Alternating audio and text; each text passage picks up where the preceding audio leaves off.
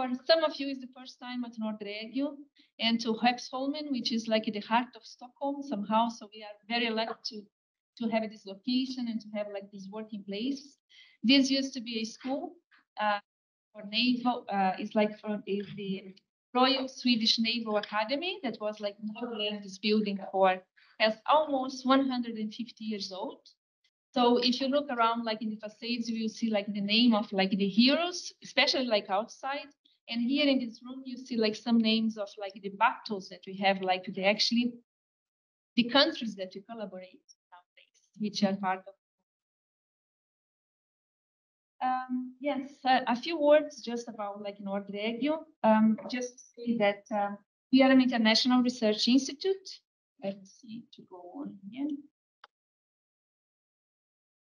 Were founded in 1997, and we do most of our research like on the Nordic region, but we have like a kind of our mandate.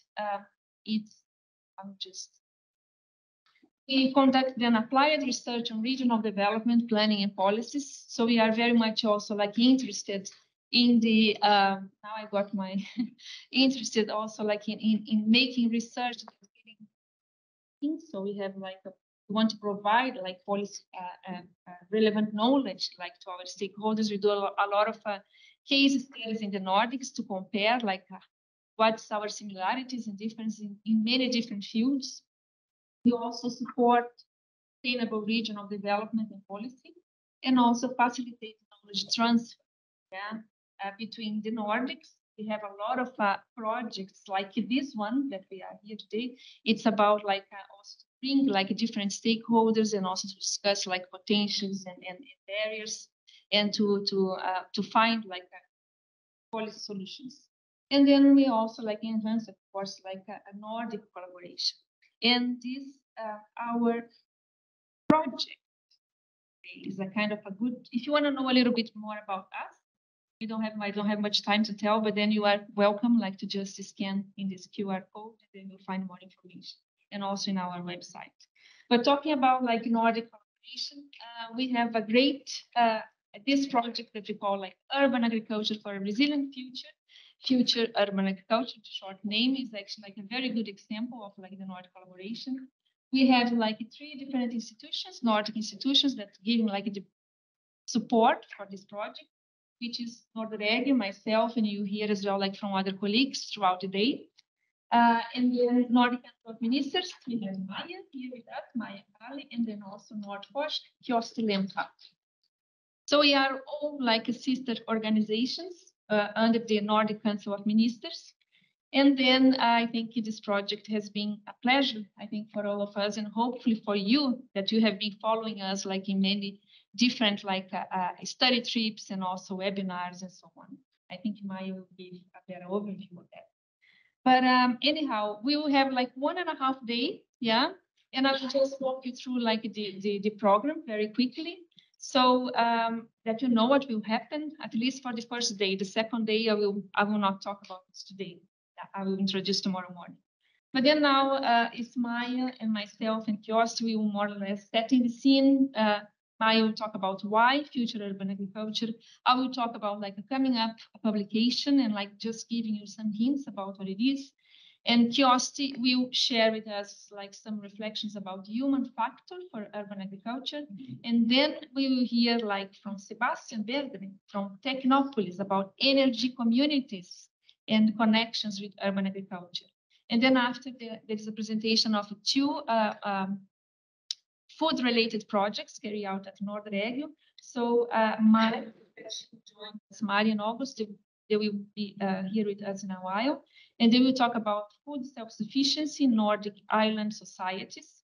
And then Anna Berlina, who is here, she will talk about Nordic food environments and behavioral change for better diets. That this project is still going on. We will have a coffee break, and then after Luta will talk about the urban gardening initiatives in Kaunas in Lithuania, and then Sim Radik will talk about like medicinal mushrooms vertical farm in South Estonia. So we have a very packed agenda. I think I already used it more than I supposed to do in my time, but Maya will help us like also like to kind of telling. She will take like 1 minute left to keep track, because in the afternoon as well, this is quite important. We will have like a study visit. So we will leave. There will be a lunch here in the playground. There will be a bus outside 12:30 to take us to South Haninge, to the south of Stockholm, where we will visit this greenhouse that we'll talk a little bit more about in a while. And then after you come back to the city center of Stockholm, in Östermalm, and then you go to Greenworks to visit this outdoor and indoor green walls. It's like they make like a green walls. So I think it will be quite interesting. You have some free time then, like to relax a bit, and then after a dinner at Herman's restaurant, which is like a vegan restaurant, a buffet that is very nice, good location, and hopefully a good view. But thank you. Thank you, Luciane, and everybody welcome.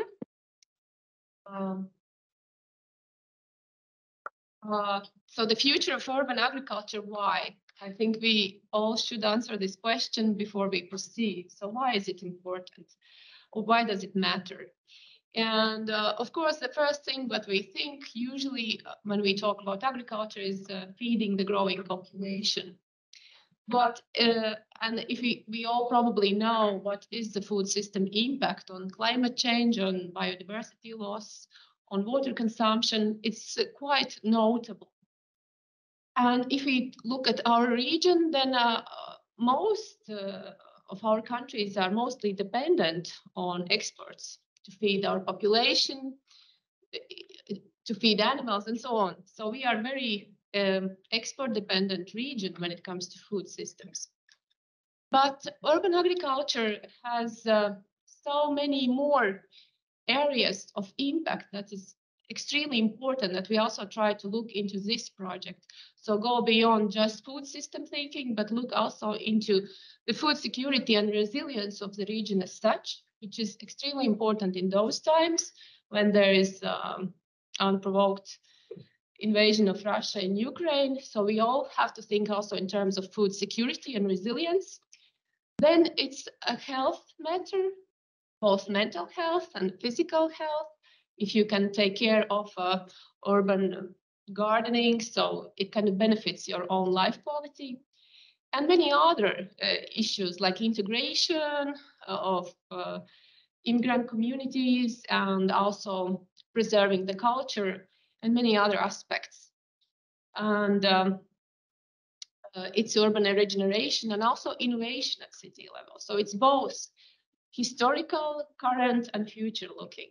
But we were most interested into this future type of thinking because that also helps to understand why it matters. Well, this is the matrix, not necessarily a precise one.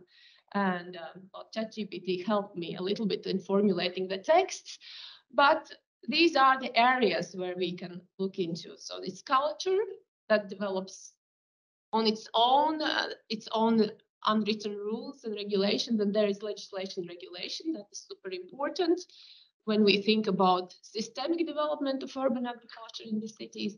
And then, of course, it's agriculture versus urbanization and what happens with this growing trend of urbanization, how we can keep food systems somewhat up to date and ongoing in a sustainable way.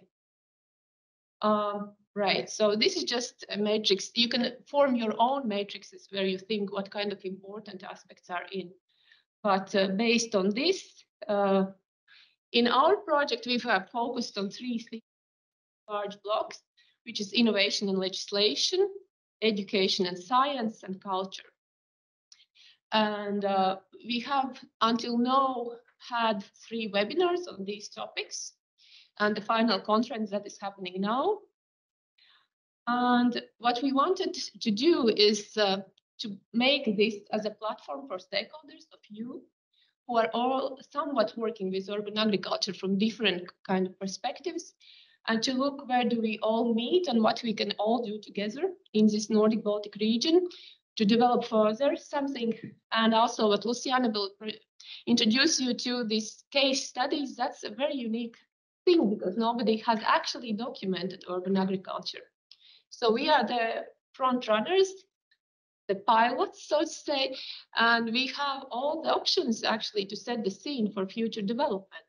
That's why we are also meeting here, hoping that this small project where we all just got to know each other and also saw some wonderful cases of urban agriculture in Helsinki and in Oslo and also in Riga, and also we'll see in Stockholm, that this will be as an inspirational platform for you to collaborate and to develop this theme further.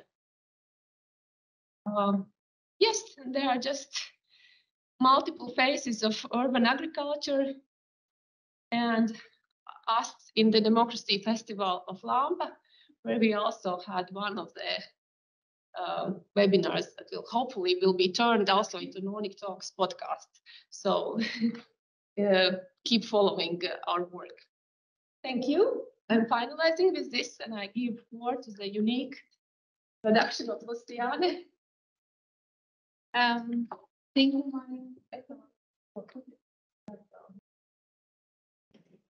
yeah, I will quickly walk you through this study cases that we had.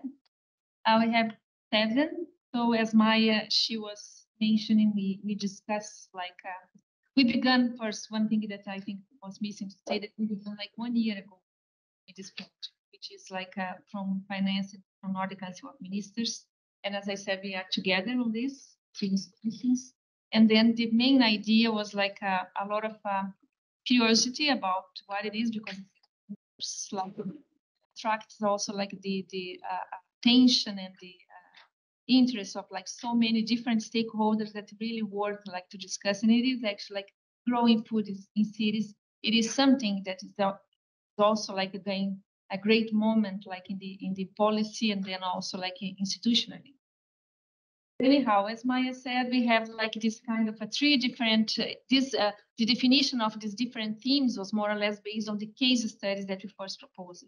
And I will just talk a little bit about this. So the first one is like cultivating change, that we call legislation and innovation, and then cultivating culture, the associations with community, and then also like cultivating knowledge, experience about education and research. And then all of this is about like, of course, what is out there, what is the opportunities, and then also what is the challenges, and then to help us to think about the future of agriculture.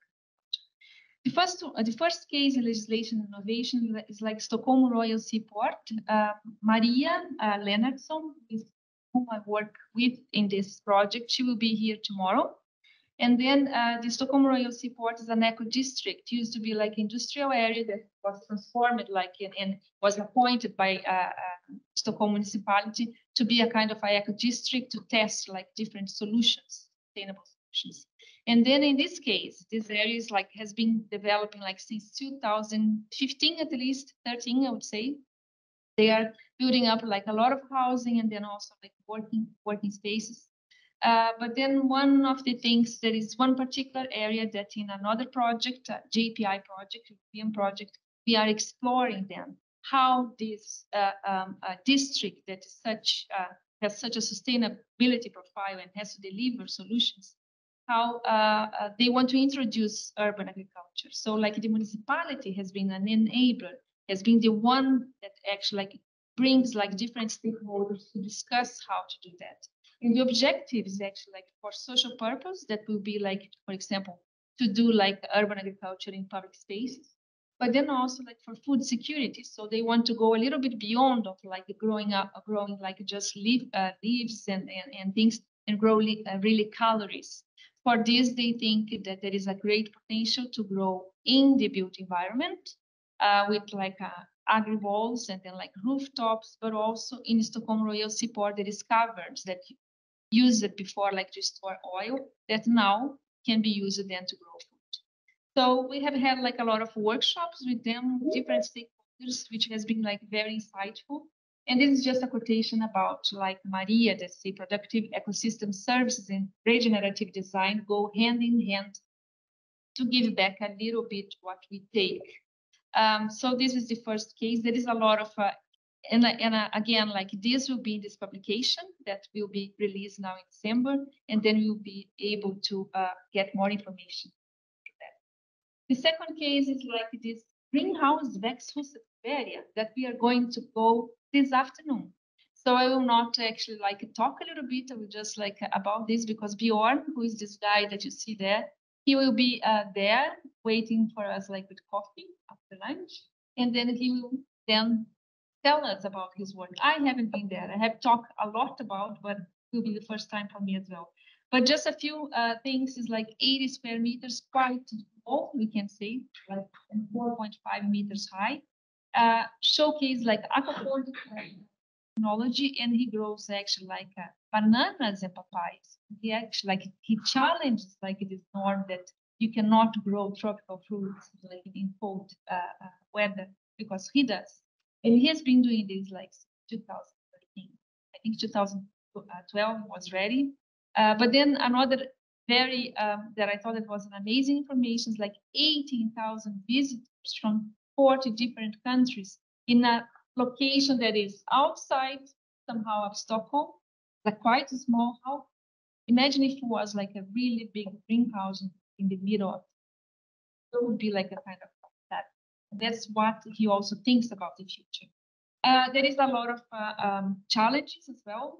One of the challenges, for example, to grow food with aquaponics is like the European legislation that does not give like this label of eco label, so the price goes down.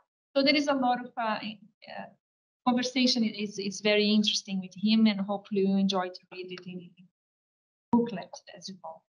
Another one is like in Svalbard that we have Hegge with us in one of webinars, and she gave us like a really great picture. So it's an Arctic region, which is like very much affected by climate change. They really are feeling extremely dependent on food from outside. All the food that comes, you can see like in these small maps that you see like this kind of island really up. And then all the food that gets there is like by airplanes or then shipping, and so they do not really access fresh food. And Heg is very much involved in Arctic permaculture somehow.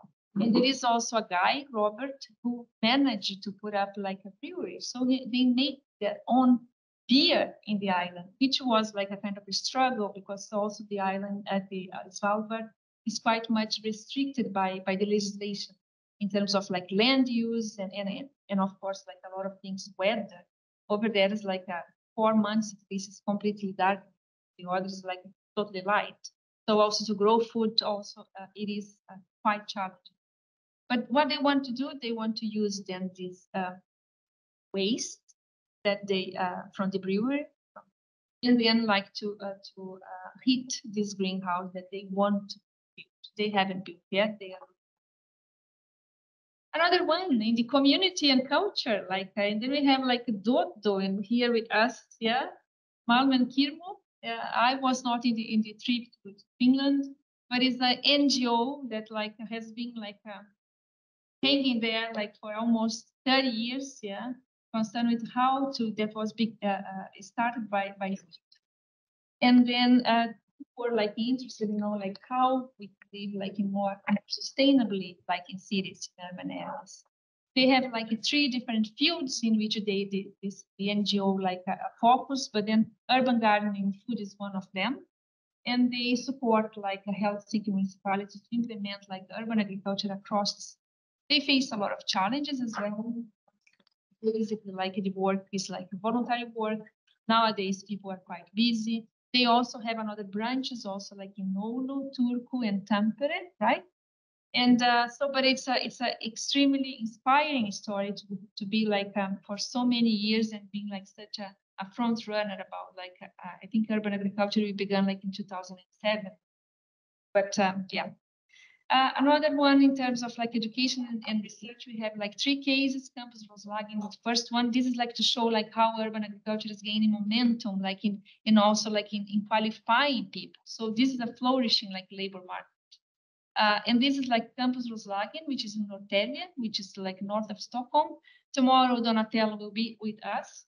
And they offer like since 2021, this technical education in aquaponics, which they realized as well through another project that there was a gap in knowledge. There was a lot of courses like a PhD course for aquaponics or like or something like seminars or workshops within like master programs, but not really a kind of a formal and systematic education in aquaponics.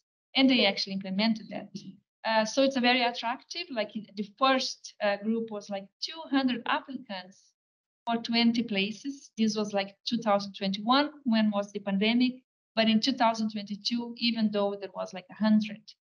So there is a huge people are search for this. And the program is structured like these 4 different parts, being plants, fishes, aquaponic systems, project management, and entrepreneurship, like it is 4 like pillars. But one thing is important is like this flexible education, because nowadays the market of aquaponics, even though it began like in the 1970s, it's still did not really thrive. And then this gives like the opportunity for the students to also focus in other or work with plants or with fishes and so on. Other in education is like this master program in urban agriculture by NMU, yeah, which it is a spin-off like from CU Green project, which was a Horizon 2020. And they today they call like master in urban agriculture, but they want to change for master in circular urban agriculture, because one of the strongholds of this program is that they want to use the urban waste as a resource for growing food, through transforming like black water and then gray water like in nutrients, recovering nutrients, like to be used like to grow food. It's quite interdisciplinary, and then it's also like project oriented. The students, they have to solve like problems from the municipalities. And there is one thing that I should mention, that Norway has like the first strategy for urban agriculture that was launched in 2021. So the students, they have been helping very much like the municipalities on how to incorporate like urban agriculture in their agenda. Last case is like roof to fork, which is like from our colleagues from Latvia. So is the Institute of Agricultural Resources and Economics, Institute of Horticulture, that they joined forces like to kind to study the possibilities and challenges for growing food in rooftops. And then what you see in this picture is that actually like the rooftop of one of RA, right, of the Institute of Agricultural Resources and Economics.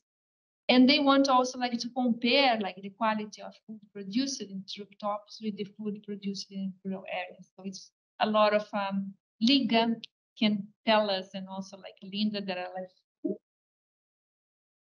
And then yeah, the idea is like to provide solutions to the challenges of growing food in rooftops, since rooftops they are areas that are underutilized in the cities. Yes, I think this is like I really stay tuned. This is my message, because this will be, and of course, we have your contacts, and as soon as we have like lay out the report, we send out to you a PDF, and hopefully you will enjoy. And but this is helping us very much like to discuss the challenges and opportunities. And now it's like I'm sorry that I am now, but I think we are on time. Curiosity. Thank you, Lucia.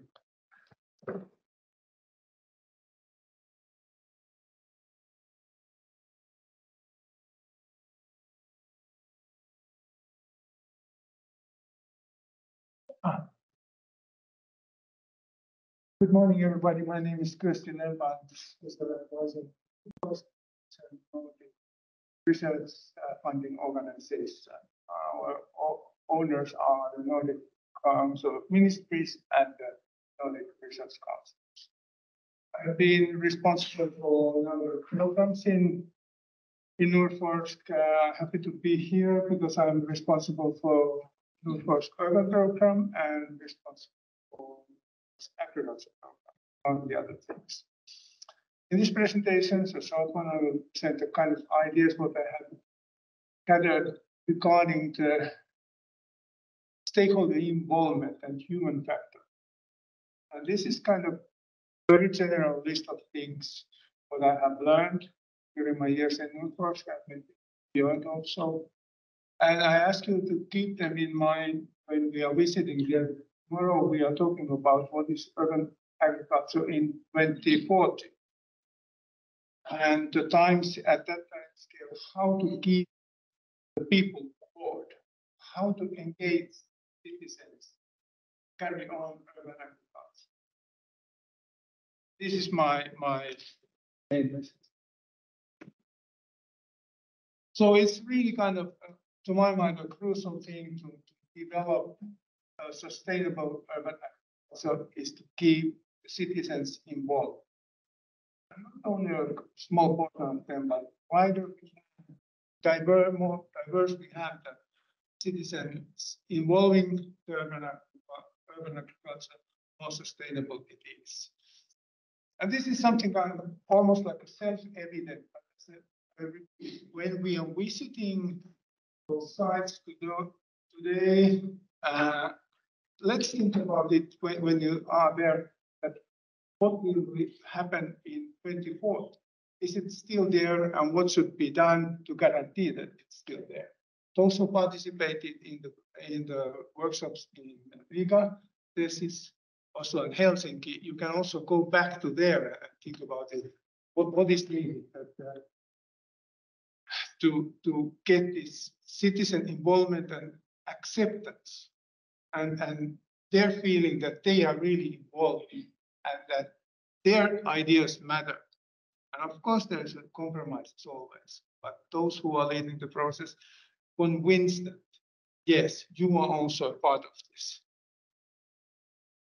I think there's a very good, I ask you go to it was a Riga webinar. By the end of that, there was a kind of nice discussion where there was comments from Martins and Mal, how to create this. There was a kind of sowing seeds in the mind of people. This is, I think, to think about that urban agriculture is also kind of mindset.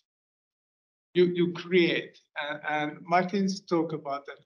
You should level. You should go among the people and try to listen to them and know what they are doing, what are their skills, and how to help them contribute. This is the kind of nice side of it. So when you are successful, you of course tell the success story. But all you know that there are challenges, and also those ones were mentioned during the workshops and webinars. And it's about the question that how much human power and intellectual power you need to keep on going. It's not a one-man business, never. This is it. Especially now when we see that there are so many changes going on, demographics, even the urban areas are growing. There is a kind of competing activities which are taking the attracting persons more than urban agriculture. And the thing is that when developing the urban agriculture solutions, whatever they are, to understand that there are barriers which you should recognize and to find a solution. Very simple things like language, which I have learned in Norway. Is not my native language, it's not Norwegian. And I have learned that it takes some time to really understand the way of thinking. There's a person who is speaking Norwegian. Little by little, I learned. And also, the power is the thing. The standard city planning system can be very kind of top-down system. It's getting better, but I guess we have those. So, and the worst of all, I think, is the kind of token. Means that you formally do everything okay, formally organize all the events which are needed and even more, but still citizens are like dolls there. They are sitting, and when the events are over, you do whatever you want. And the worst thing is that even if you take into account those ideas, citizens still feel that they are used as a puppets. And this is something kind of, I think, the biggest challenges. And these type of things are very general ones. As I said, I learned from my earlier programs of urban development, programs of sustainable agriculture in New Forest. I think these are kind of list of valid things to to think about when developing future of urban culture. And yes, tomorrow we will come back to these things.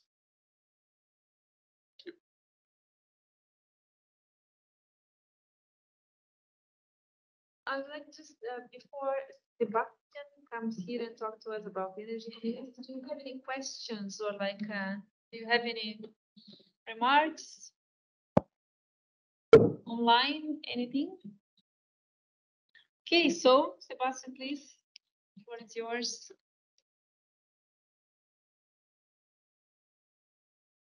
Thank you very much. Happy to be here.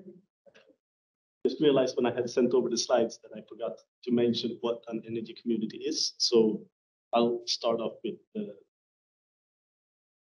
just explaining what we did, why we got the study, what the objectives and purpose of the study was, and just a brief explanation of energy communities.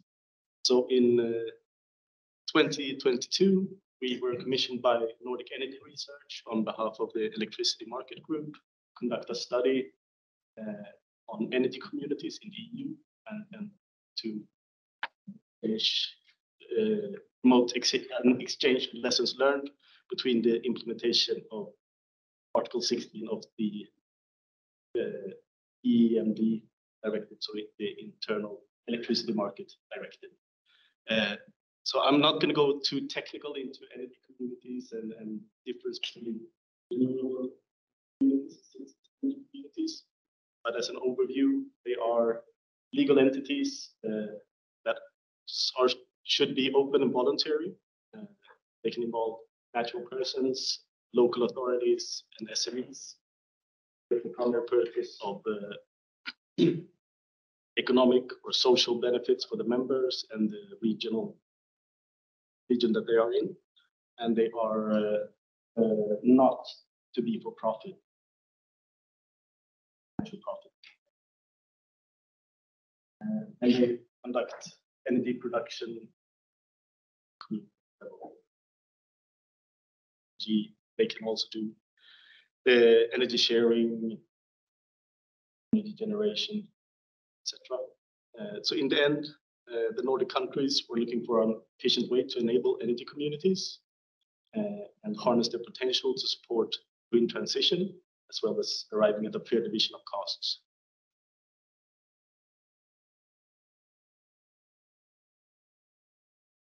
At the national legal frameworks, we were looking at 7 different countries. So Norway, Sweden, Finland, Denmark, Germany, the Netherlands, and Austria.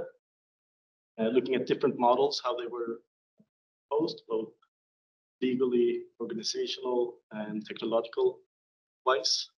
Looking at benefits and barriers to implement these kind of communities. Provide examples of specific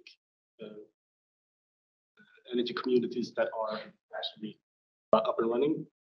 And then also looking at how they can benefit and participate in the electricity market, and if there's any specificities of an energy system that might mitigate the benefits of energy communities.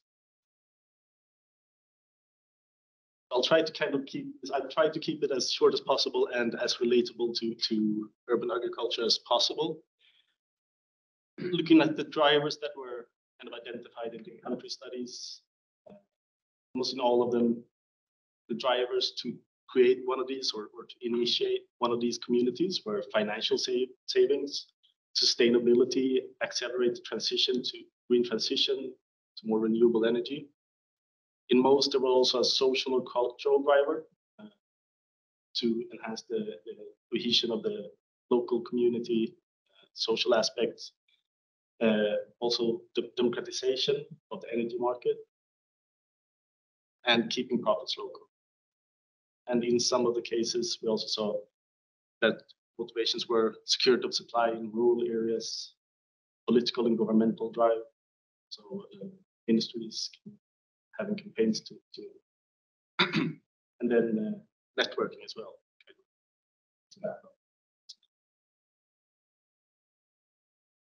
The associated benefits that were presented were members of these communities were financial savings, sustainability, contributing to the transition and contributing to a more sustainable future. And to the society, on a societal level, was also the environmental aspects, the sustainability, social and cultural, can create local jobs and keep them there, and also social cohesion in regions. And then the democratization of the electricity market. Looking at the energy system, it could contribute to the transition, grid congestion alleviation, increased resilience system, and increased capacity of electricity generation or energy generation, I should say. And then looking at the barriers and mitigators. So these, I'll try to kind of keep them to ones that might be at least a little bit relatable for urban agriculture. And I should say these are mostly related to communal urban agriculture and how to make them work. So when the study was conducted, most of the league permits had aspects at least that were still in a work in progress. And there was a lack of framework for energy sharing. And there are also large upfront investments. These might not be that applicable to urban agriculture, not neither perhaps the technological, but it was a slow rollout of smart meters or a slow digitalization of the grid.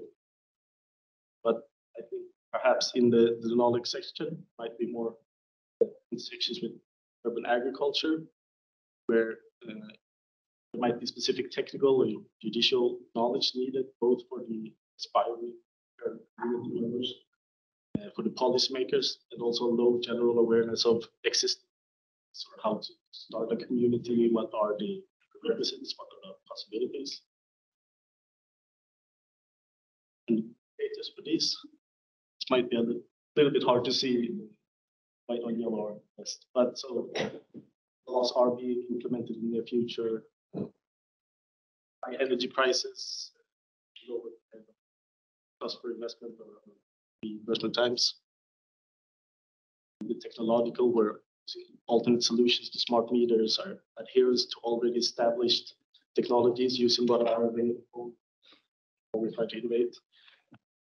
And then in the knowledge bases, organizations lobbying for energy communities being advisory, and this could relate to have relating to, I think, the talk on cultural in Riga, where you could have kind of a network where you have a database of stock taking of current communities, examples where you can actually go in and look at what are available communities in my regional area, what are initiatives I can relate to or contact.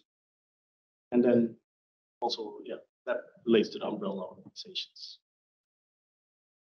So going a bit further into energy communities and urban agriculture, I think when I got this invitation, I kind of started to think about similarities, and as I said, it's relating to I think mostly to community. I think similarities are and benefits around the social cohesion, the social aspects and benefits of it. There are the want to be more self-sufficient, to be more sustainable, to have a larger circularity of economy. And this is also where you can find some of the potential synergies. So expand on self-sufficiency, which might improve resilience as well. Increase local circularity, biogas of kind of waste from agriculture. Depending on the technological uses, you can find those kind of synergies, and then expand more topics to gather around. And then potential conflicts of interest. I think this might be more of a kind of open questions, but I think writing location. I'm thinking of, as we all know, urban areas are no one space. So should it be rooftop gardens or rooftop solutions? also on vertical gardening and the likes, and then also perhaps prioritizing between collective investments. What would be the first where we so those were my main thoughts on how to connect different. There are much more to be learned about energy communities. If you check the report, it's more in depth I think, but I think it might be worth to look at the synergies and the possibilities of communities that combine. And if you want to get in touch, please let me know. I think this is my email. The report is up on the homepage. I think I made it.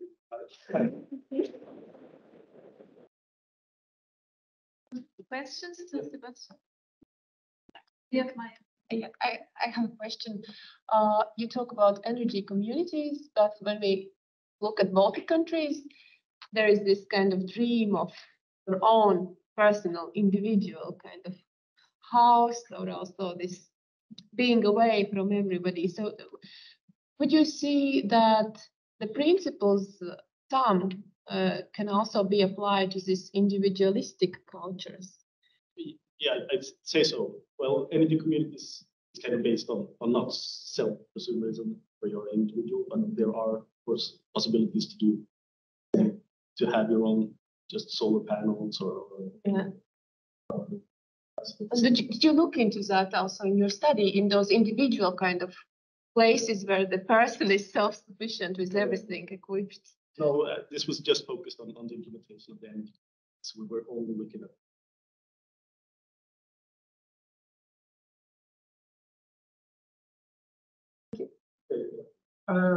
the future of energy community. I think about what you are explaining reminds me about these energy communities in early 20th century. I still have stories from my family, how they were established in this hinterland. And they were like a couple of farms together. And what happened then in the continuation, they, especially after the Second World War, bigger companies came in and bought them. So how you see this one? You establish the energy community, like big money comes in.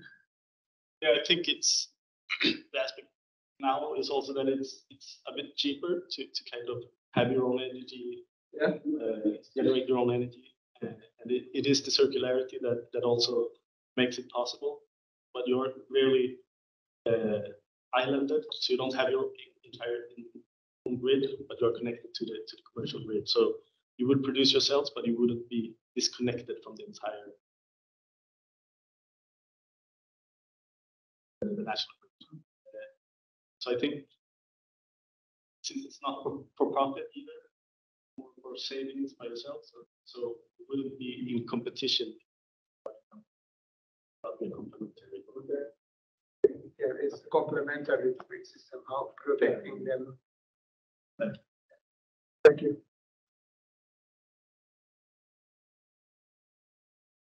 Yeah, one little remark on this, that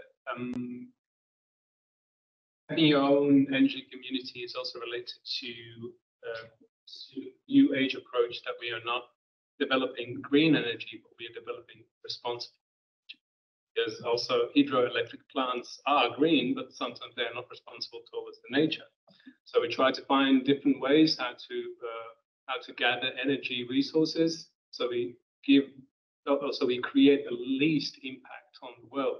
And sometimes actually interesting what kind of sources you try to use, whether that's wind energy, or whether that's hydro energy, or whether it's solar energy, but how to make the least impact on it. And this is actually something, it's a new thing coming in. So it's like a new age thing that we all know how to do the green energy aspect, but it's not always responsible. And so it's like a paradox that we run away from fossil fuel. What we are doing, the green energy, is actually not really good for nature as well. So so solar energy is for now probably one of the things that does the least, but for us, not for those who create the cells. Just yeah. Also isn't a kind of a transfer in the last century.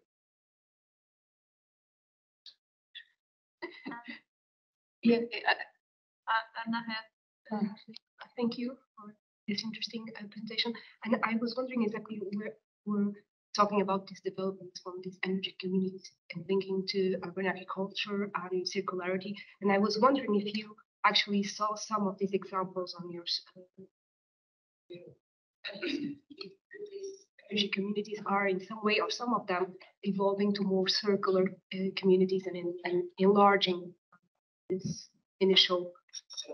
Examples we had were from eco villages, so they were not necessarily in a urban setting, but they were doing agriculture, but more on a rural setting in small villages, sections of smaller villages. So they weren't urban in the sense of large cities. Evolving to more circular practices, not only energy focused. Yeah, I think so. One example were kind of rural into biogas and district heating, where they used to use the more organizations to kind of convert it to heating. I have just one question. Can I continue? It's just about have you came across, like, because you talk about like conflicts, yeah, location, and then I was wondering about like I have heard, but I don't have knowledge of any case about using, for example, like solar panels that they are transparent and they allow, for example, to grow fruit. And I wonder if you are an expert. So I'm just wondering, like, if you have come across this case, instead of it being like a conflict, becomes a synergy that you can actually like do both things and like building up like on this like food and energy nexus. I just have to say that I'm not enough an expert to know that.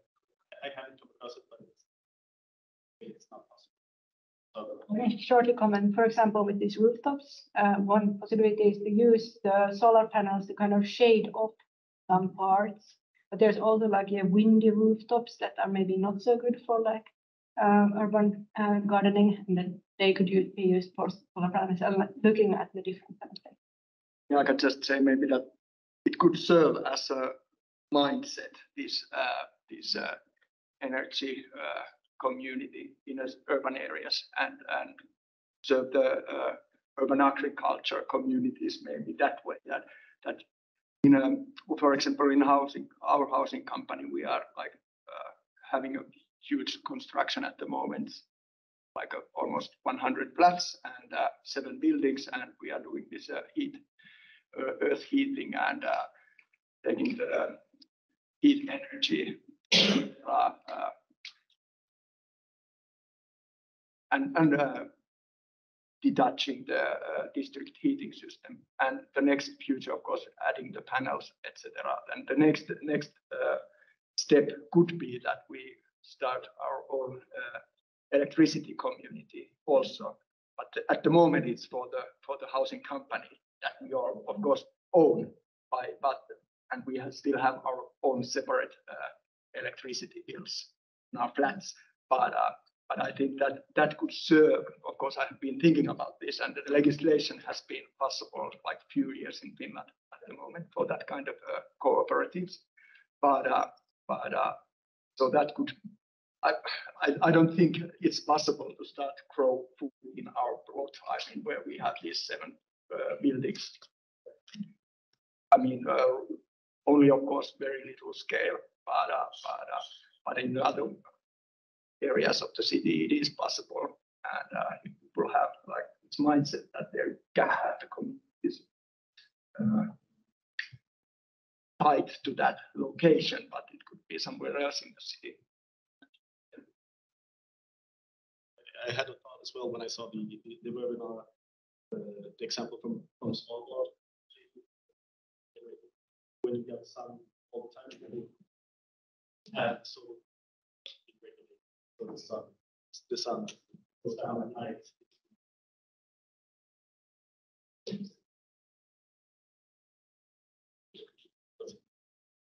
Yeah, I think it might be. So, I would like to also add a comment about the conflict situation. We actually had one in Lithuania. Myself, I'm an urban beekeeper, and we had a rooftop where we had a discussion with the tenants to either place beehives on one of the rooftops, and the solar panel company was offering for them to have the full roof with solar panels, and the solar power, the company of the solar power plants, they said that the beehives will cover the panels, will not generate enough energy, and so on. And it was a conflict that they couldn't give at least 1 square meter for those beehives for that roof.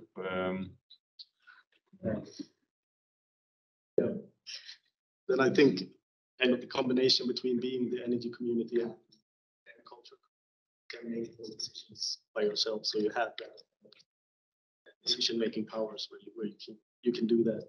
You can get that 1 square meter for the energy.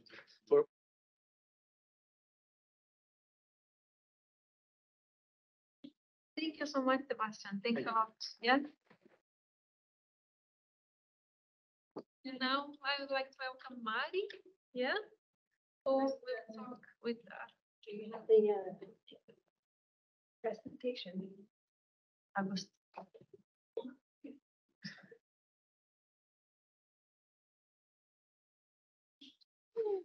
The floor is yours. Yes, thank you so much. Hello, my name is Maria Weinreich. I'm a research fellow here at Nordic-Baltic. I was meant to be joined here by August Bogason as well, but he's unfortunately sick today, which I just got to know about. So bear with me with the first few slides because he was meant to do the opening here. But we did this self-sufficiency in food in 5 Nordic island communities, Bornholm, Faroe Islands, Greenland, and Iceland, 3 years ago. And we are just going to present some of the findings for you today. And first of all, we want to just define quickly what self-sufficiency of food actually is. And according to the Food and Agriculture Organization, it is the extent to which a country can satisfy its food needs from its own domestic production. And the purpose of our study was to increase the knowledge of whether and how a high degree of food self-sufficiency can contribute to increased sustainability and resilience in existing food systems in the 5 Nordic island communities of Bornholm, Faroe Islands, Greenland, Iceland, and Åland. They're not a small undertaking, really. And here they are. We have first, we did a case study of Greenland, Iceland, Faroe Islands, which is located there, and Åland, which is between Finland and Sweden, for those who don't know, and also Bornholm, which is part of Denmark and regional. And there are some similarities and differences to these communities. They both have similar sizes, but they they all have relatively small populations. There are different degrees of isolation. I mean, Bornholm and Åland are more close to bigger countries than, say, Greenland and Greenland is, but Iceland and Faroe Islands, for example. That makes a difference for this. They also vary geographically. Greenland is the biggest island in the world, and there is also different preconditions for food production. For example, because of climate, because of access to land. Greenland, for example, has a bit of a hydrophobic type of ground system, apparently. That's why it's difficult to grow something there. And there's also different access to marine resources, although all of these countries have a massive focus on seafood. They do export, all of them, quite a lot of food, actually. And this is quite interesting, but it's mainly within the seafood section for most of the countries, but also pork in Poland, especially. There are also different food traditions, which are interesting to note here as well as part of the degree of self-sufficiency, hunting, gathering, also this kind of exchanges between communities within the country is also important to include here, but obviously it's more data about that. But the purpose of this study was also then to determine the degree of self-sufficiency in these food self-sufficiency. What does that actually mean? And the degree of self-sufficiency and food coverage was calculated then for each of these countries based on pre-existing data. And the difference between the degree of self-sufficiency and the degree of food coverage is whether or not export of food is considered in calculations. Just keep that in mind. So the degree of self-sufficiency is defined by the proportion of food that is both produced and consumed within the country. Then food coverage pertains to the share of food that is available for potential consumption if exports are excluded. So then a bit about the calculations here. And all of the foods items here have been converted into energy, like kilojoule. The only production of foodstuff, like we only have looked at the production of foodstuff used for food and beverages in these countries. And that means, for example, that crops used for fodder is not calculated. Then number 3 here is imported input factors for fodder production, as well as food, fuel, fertilizers, and whatnot that is not included in the calculation. So, for example, meat produced in Bornholm is considered as being from Bornholm, even if the imported fodder is from, say, Brazil.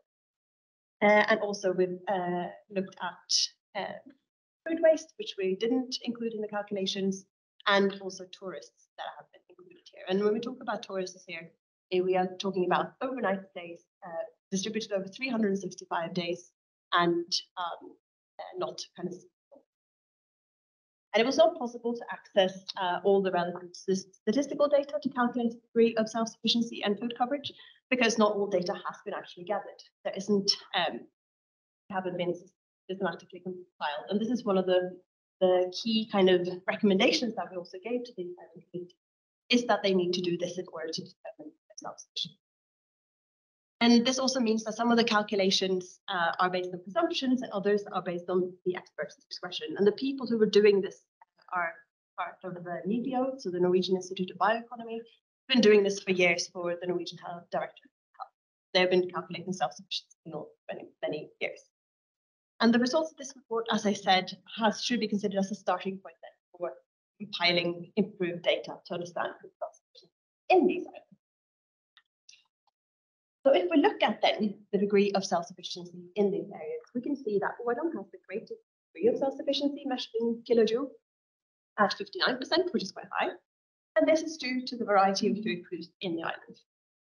Bornholm has the lowest at 6%, which is due to the high proportion of export of food and pork.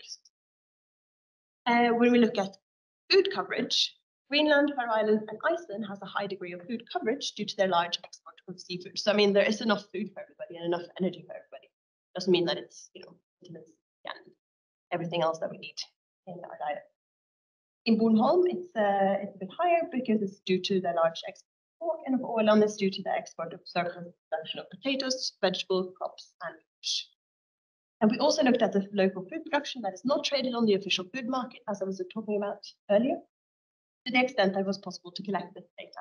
And this is particularly important in countries such as the Faroe Islands and Greenland, where this kind of exchanges between people when it comes to hunting and gathering is a really important part, both traditionally and culturally. But we also did show case studies, as I was saying, about these, like in these 5 communities. And when going through this material, we noticed several challenges for increasing food self-sufficiency across the 5 islands, which includes local competition against cheaper imported produce, logistics concerning the local distribution of food and its availability. For example, in Greenland and the Faroe Islands, they are a bit more isolated. It's a bit more difficult to get there. If there's a storm in the North Sea or in the Arctic Sea, it's difficult to actually get there with boats to provide them with food. Or there's food in general. And also consumer behaviors regarding food habits, preferences, as well as purchasing powers. I mean, we live in a global setting here. People do like their avocados, they do like their coffee. Cannot grow that locally in Greenland, for example. So we need to think about that as well. Another important thing here is that we do consider the food pyramid in our own kind of way, like in the very European way of thinking about it. Whereas in Greenland, for example, would be quite different, where you have, say, a bigger emphasis on traditional hunting practices, for example, and what you hunt there. Another common barrier in all of these island communities is the great dependency on imported input factors in food production, such as fodders, fertilizers, fuel, energy, machinery, and equipment. And this all needs to be taken into account here as well. And the dependency on imported input factors is emphasized as a vulnerability in these islands. Another shared barrier here is access to sufficient knowledge, competence, as well as an available and relevant labor force. It's not a given that we have enough people to work in these sectors. But looking on the flip side, there are also quite a lot of potentials for increasing local food self-sufficiency, especially because all of these islands have a lot of focus on tourism, and then food has become an incremental part of that because people want local food experience. And this can help strengthen local economies, and they can also help their development potentials. Another strength is the island's relatively small populations, which means that it's easy to get in touch with each other and actually create these kind of synergies across different actors and create stronger self-sufficiency or like actor bonds between people. And quite a lot of this has got to do with the role of consumers, as you can see in the two first here. Consumers' increased focus on sustainability as well as demands from the tourists may provide key opportunities for stimulating and supporting increased local food production, as I said. And tourist demand for local food experiences can economically stimulate and support local production. So this can go hand in hand. And obviously there are also some caveats here, but diversifying food production is also one way to increase self-sufficiency, for example, by increasing the production of plant-based foods and addressing consumer dietary habits. And finally, also convenient access to local produce for restaurants, public institutions, people is a prerequisite as well to selling this kind of local food, and for new business models might need to be developed for that. Because I mean, if you do produce all this this food, it would be great if you actually had these actors that would come and buy your food rather than having to export. And this is what we're talking about: shorter connections between people and what these communities. They all seem to know each other. That was kind of the experience anyway. Interview. When it comes to opportunities and benefits, then for increased self-sufficiency, there's job creation, local development, enhanced food security, and reduced carbon footprint from food consumption. And this is all according to our involvement. These were the central opportunities that they mentioned. And we formulated about 11 recommendations based on these four bullet here. Another part of our research was about sustainability and increased self-sufficiency. Like, can we equate them with each other, and how do we do that? And it's then down to the 3 sustainability dimensions. And through our literature review, as well as the interviews conducted, we found that we cannot really equate this local food production with sustainable food products. It's not a given that it is more sustainable to produce local food. How the local food system impacts social, economic, and environmental sustainability depends on a variety of factors, which include, for example, production method. It includes the type of food that is actually produced there, the availability, the structure of the supply chain for getting there, the geographic context, and within which the food is grown, and the price of both producing food and buying local food. And therefore, it's complex, and it's a really complex task to try and assess sustainability effects across all these 3 dimensions. The 3 dimensions in both the short and the long term. And this has got to do with, sustainability, like social sustainability, environmental sustainability, and social and economic sustainability.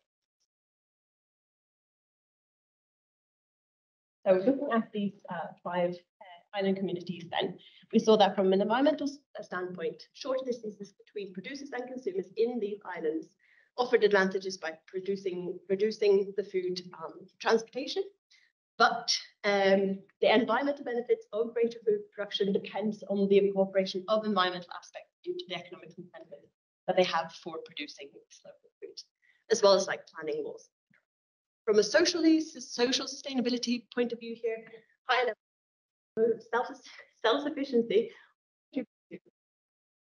in local food systems But by coming closer to achieving self-sufficiency, it doesn't eliminate the need for imports and trade relations or food security either.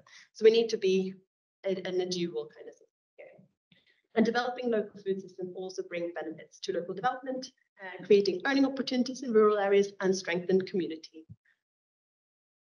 Economically, well, the island communities heavily depend on food exports, which present some challenges as well. Specialized food production, for example, for export, complex with efforts to diversify local production, impacting then again on self-sufficiency. Prioritizing reduce export revenues, potentially then leading to negative economic development. And I see I have not that much time left. But the complexity of the sustainability here then lies in the potential contradictions then between these three dimensions. And for instance, imported food may have had a lower carbon footprint than locally produced items, yet the latter positively impact on the local economy, and the collaboration between stakeholders is crucial, as emphasized in this project, but cooperation and trade with other countries is also necessary for creating resilient and functional in island. So ultimately, the success of increased self-sufficiency in creating more sustainable and local food systems, thoughtful implementation based on analysis.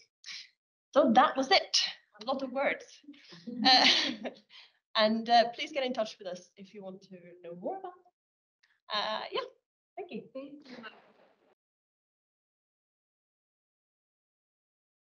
Questions? Yeah. I will try to answer. As I said, it's been ages since we did.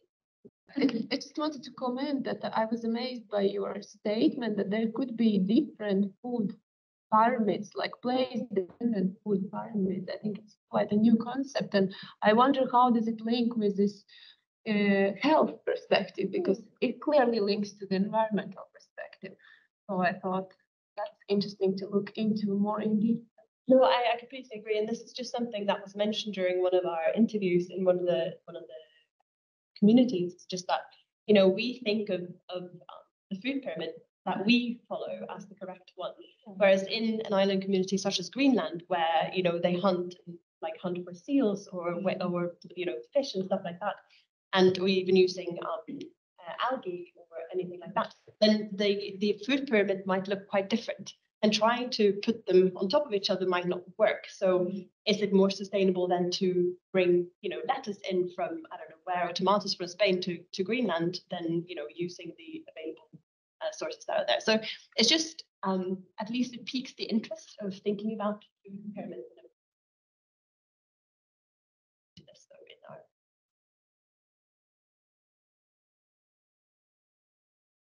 One question about the alternative way of thinking. At least Iceland and the Faroe Islands are producing huge amounts of salmon. Salmon is using fodder, which is soya and fish, all are edible for humans. What if you have a kind of alternative accounting system where you also take into account the fodder? So no transport problem, to my understanding. So you have lots of, they are kind of more than self-sufficient, if you think about, because there is a kind of trophic law. When someone is eating 10 kilos of soya, it produces 1 kilo of salmon. So at least Iceland and Faroe Islands are self-sufficient. If humans are using that instead of salmon. That's true. It depends on what can be grown in those islands. No, they are not growing soya. No, exactly. And also because it's coming from Russia or from Brazil. Yeah. But also the fish is coming, it's a global market. Oh, of course. Yeah. They don't use their own fish, all the fish stocks. No, that's right. No, absolutely. And I mean, there are loads of efforts made here. I know also in Norway to figure out how to feed salmon, particularly in farming, like farm salmon kind of compounds. But I suppose they haven't come as far just yet. It's an interesting thing, obviously. Like how do we make sure that it's kind of close, more like do we want that? That's another question as well. we didn't take that into the calculations. Just Yeah, because I we understood. didn't- Yeah. We didn't have enough money essentially in the budget for this project to be able to trace all of the entire supply chain. So we focused on that. But it's a good point.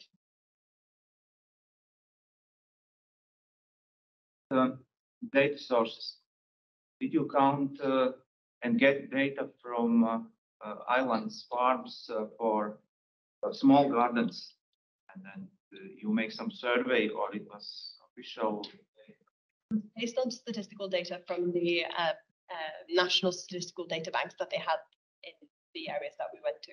So it's just because it would have been an extremely big task to gather all the data, like private growing of potatoes, and raising your own sheep or whatever, and for food consumption in your home. That would have been a very, very big task, and we just didn't have the budget to do that. But it's something that we do acknowledge in our report if you read through it as well. Is that there are so many figures here that we can't see because we don't know, other than that we have a hunch that this actually does happen because people told us that this happened. But the actual figure we cannot say anything about. Well, with a certain degree.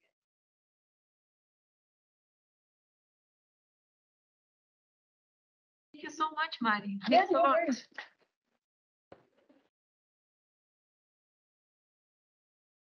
Now I thank you. Invite Anna to tell us a bit on ongoing project, right? Yeah. Yes. Hello, everybody. So I'm here. I also work in Nordic-Baltic, and I'm here to share some results from a project on Nordic food environment and behavior change, better diets. It is an ongoing project that we will finalize in spring, funded by the Nordic Council of Ministers. And before digging into the project itself, I would like to start sharing a bit of the background for the project. So in Nordic countries, there are so-called Nordic nutrition recommendations that are produced every 8 to 10 years, that are research-based recommendations to the Nordic national authorities. And these recommendations lay the basis for all dietary guidelines in the Nordic countries.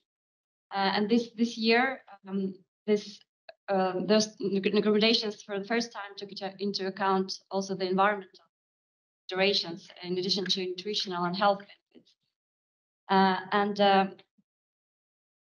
We all know that the agri-food systems stand for quite a significant share of greenhouse gas emissions, and the Nordic diets are very far from being sustainable, and the climate impact of Nordic diets is very high. And we need to change the way to change our behavior and our consumption patterns, not only for the environmental reasons, but also for the health reasons, as the health-related or diet, lifestyle-related diseases are increasing in the Nordic countries. The obesity is rising, and cardiovascular diseases are on the rise. And this has all triggered our research. So how do we eat in the Nordic countries? Does Nordic diet align with the recommendations from the Nordic nutrition recommendations? We can see that the figure is quite small, but you can see the targets. Higher up there, between 500 to 800 grams fruit and vegetables that are recommended by the Nordic nutrition recommendations. And the Nordic countries, all of them are much below the recommended targets.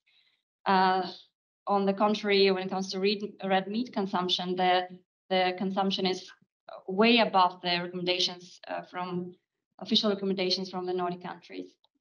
And also seafood and fish consumption is it's lower in most Nordic countries than is recommended besides Iceland and Norway.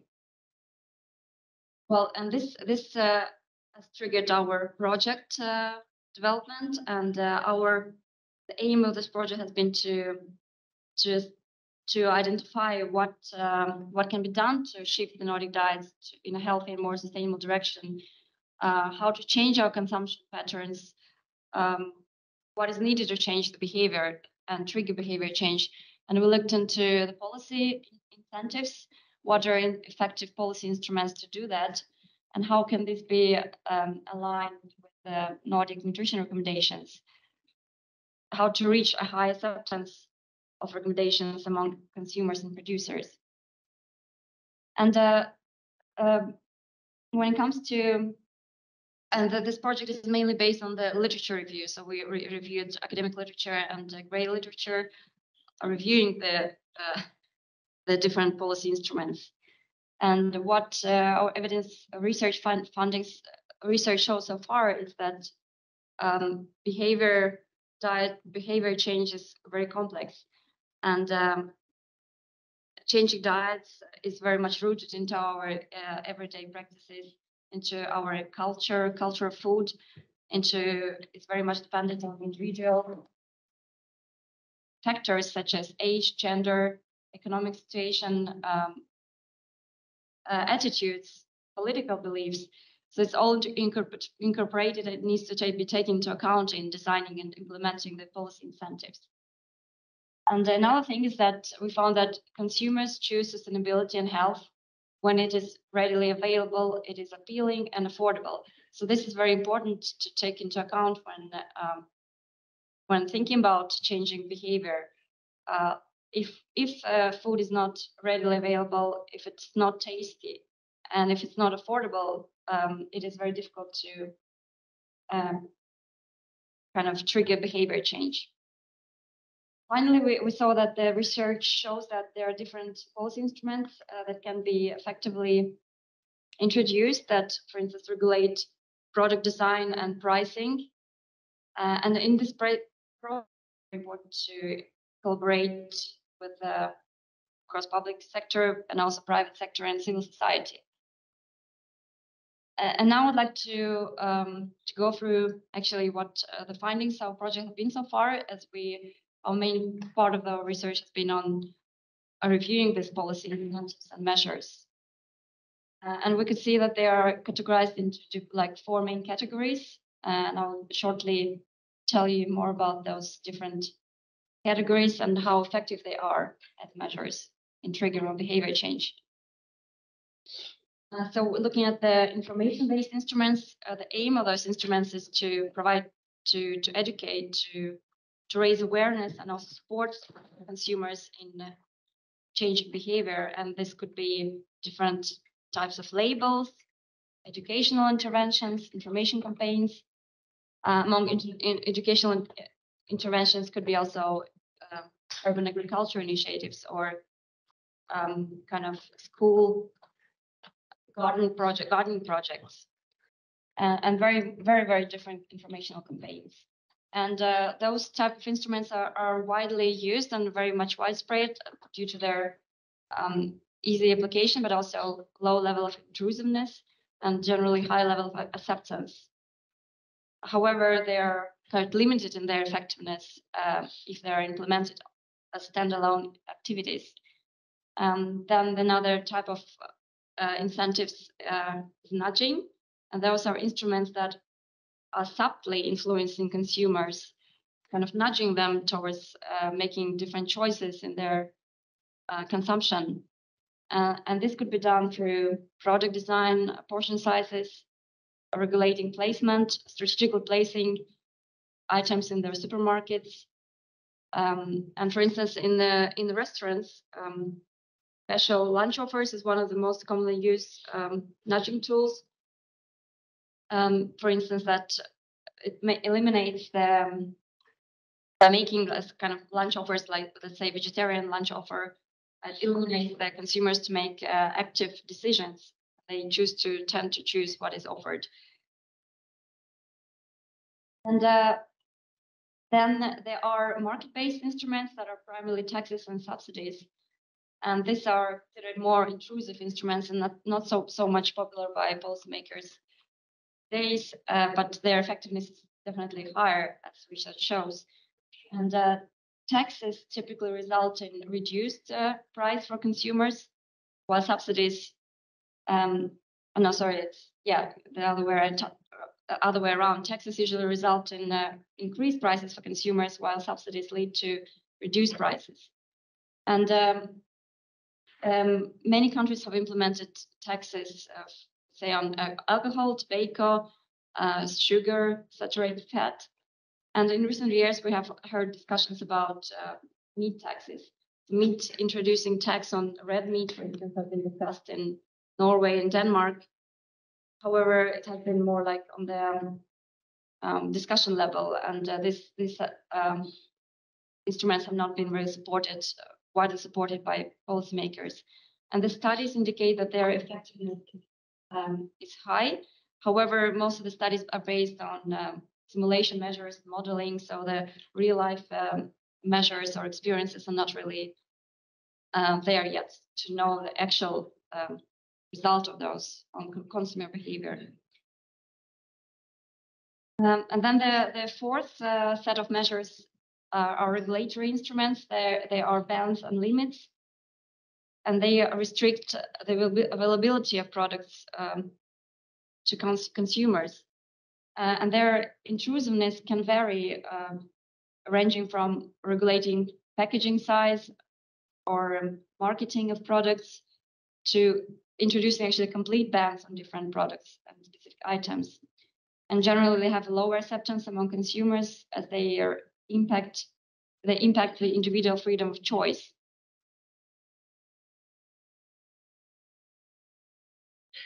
And then finally, I would like to share some concluding summary of. It's still research in progress, but I'd like to say that we've seen from our research that price is an important factor that influences consumers. And that's why such measures as taxes and subsidies are very effective in influencing behavior change. Another thing we've not seen that from the research is that it is very effective to combine taxes and subsidies. Combining them enhances the acceptance of economic instruments. And one example could be, for instance, to impose higher VAT tax on animal-based products and those products that are imported from tropical or deforested areas, while at the same time reducing VAT tax on locally sourced products or fruits and vegetables coming from Nordic countries and Europe. In the research, we saw several articles that argue that this type of measures are really effective. And then we've also seen that still information and nudging are very important instruments, although they are not effective in urging the behavior change on their own. And one final remark is that public sector can play an important role in steering the changing behavior. And public procurement is an important tool that can be used in this regard to promote healthier diets. And this could be done, for instance, by introducing environmental health requirements in public kitchens. Although public kitchens don't account for a very high share of consumption in other countries, but still it's very important that they show the way forward.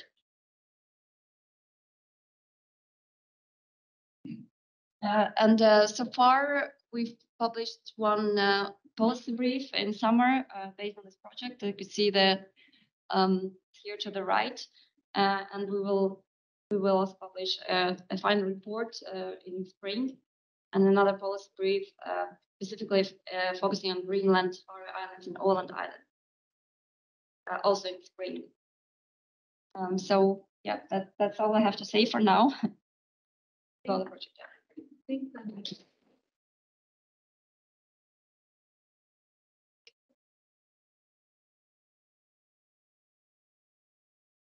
Possible to see the relation than the consumption. And under the graphs that you showed at the beginning, what part subsidies play in such high meat consumption versus tradition with relationship? Well, yeah, I don't, yeah, I don't know how to answer this question, actually. We haven't looked into this now.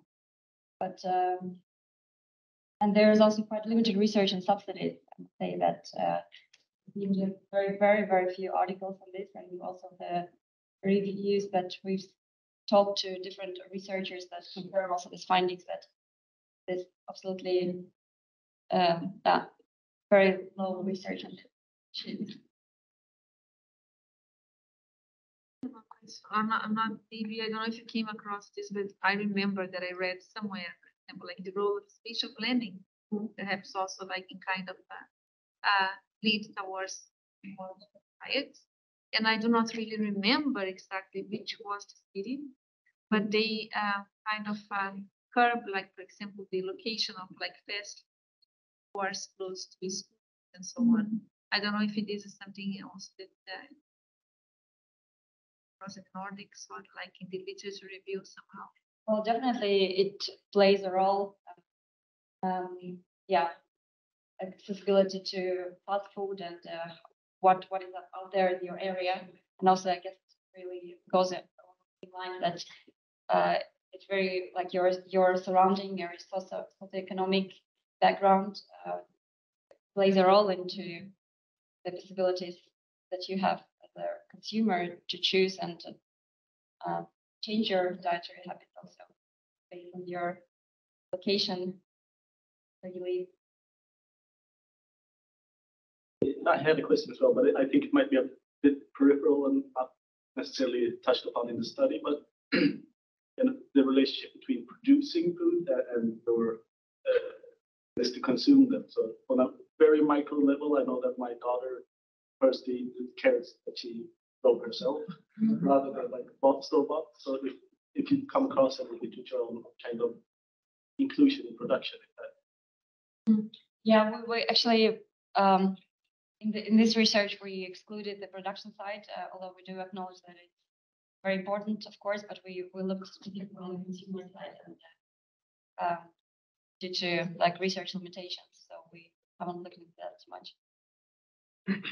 I just had a comment that this World Health Organization just recently published their kind of tool where they include costs, environmental aspects, and the diverse diets. So I think that's a perfect modeling tool for you also to look into.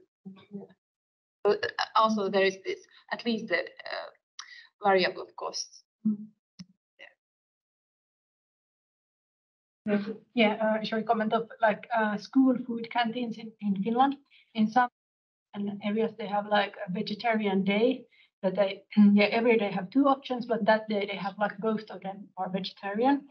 And then there's been discussion that leads to that then children, especially the older children in the school, go to the store and just buy something instead of eating at school.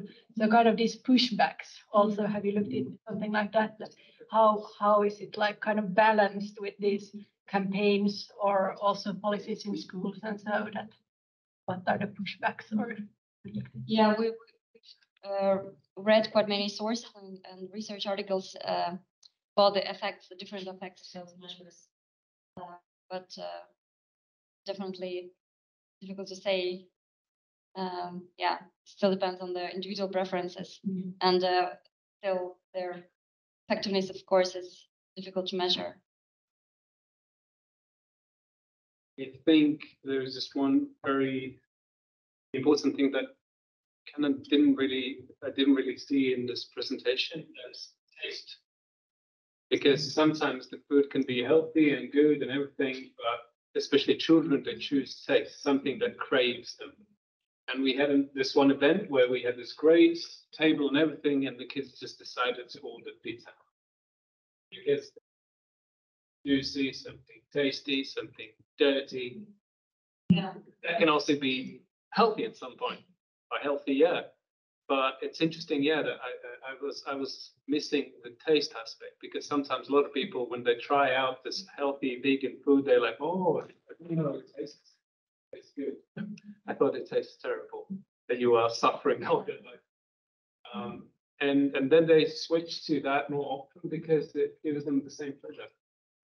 Well, I did mention that it's one of the key things that food should be tasty, affordable, and available. And taste, we've seen it also in the research that it's really important, especially when we kind of transition to different new types of food. And that's in this regard also like there have been a lot of focus also on increasing the cooking skills of public kitchen chefs in vegetarian cooking. So it's very important, of course, to when you offer different substitutes that to traditional meals that it tastes good. Yeah. They missed it. But that it's definitely one of the main key things that. And one part of the taste is how it feels in your mouth.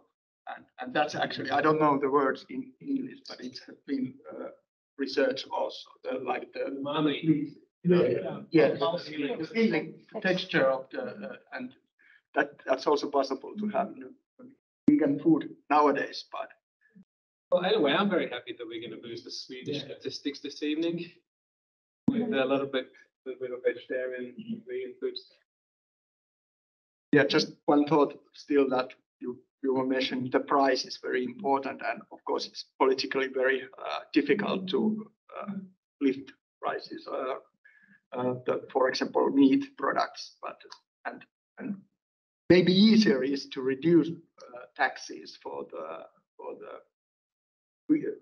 vegetarian protein products, for example. But then there is always this area shopkeeper. He's playing his game also, and when some product is getting cheaper, he could add the profit part of his, and so it's. Yeah, and also when transitioning like between different, if one category of food becomes cheaper, doesn't necessarily mean that consumers will buy it often. Like not there is no direct link between those things.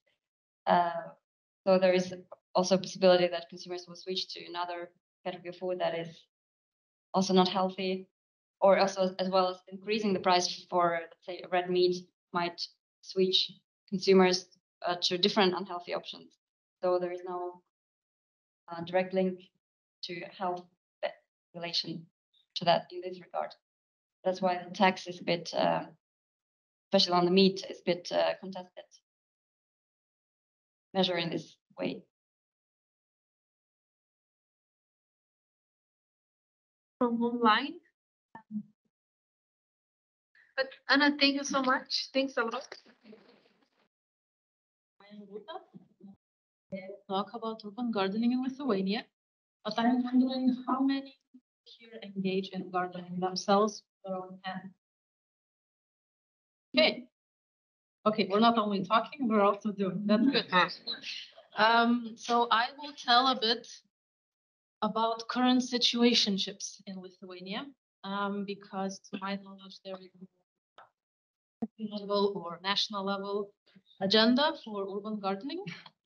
And also maybe in tomorrow's discussion, we will also discuss where's the line between gardening and agriculture, because I will talk about gardening, and I wasn't sure if it's agriculture.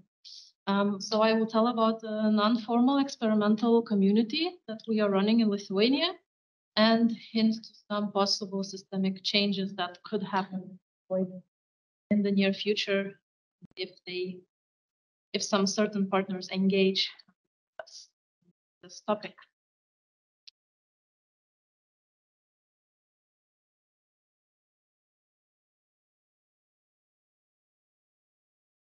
So I described that it's situationships because there is no formal structure. And in Lithuania, we do have collective gardens or allotment gardens or gardens that are left over from the Soviet era. So these are usually privately owned. So the numbers I could find in 2018, we had around 220,000 plots.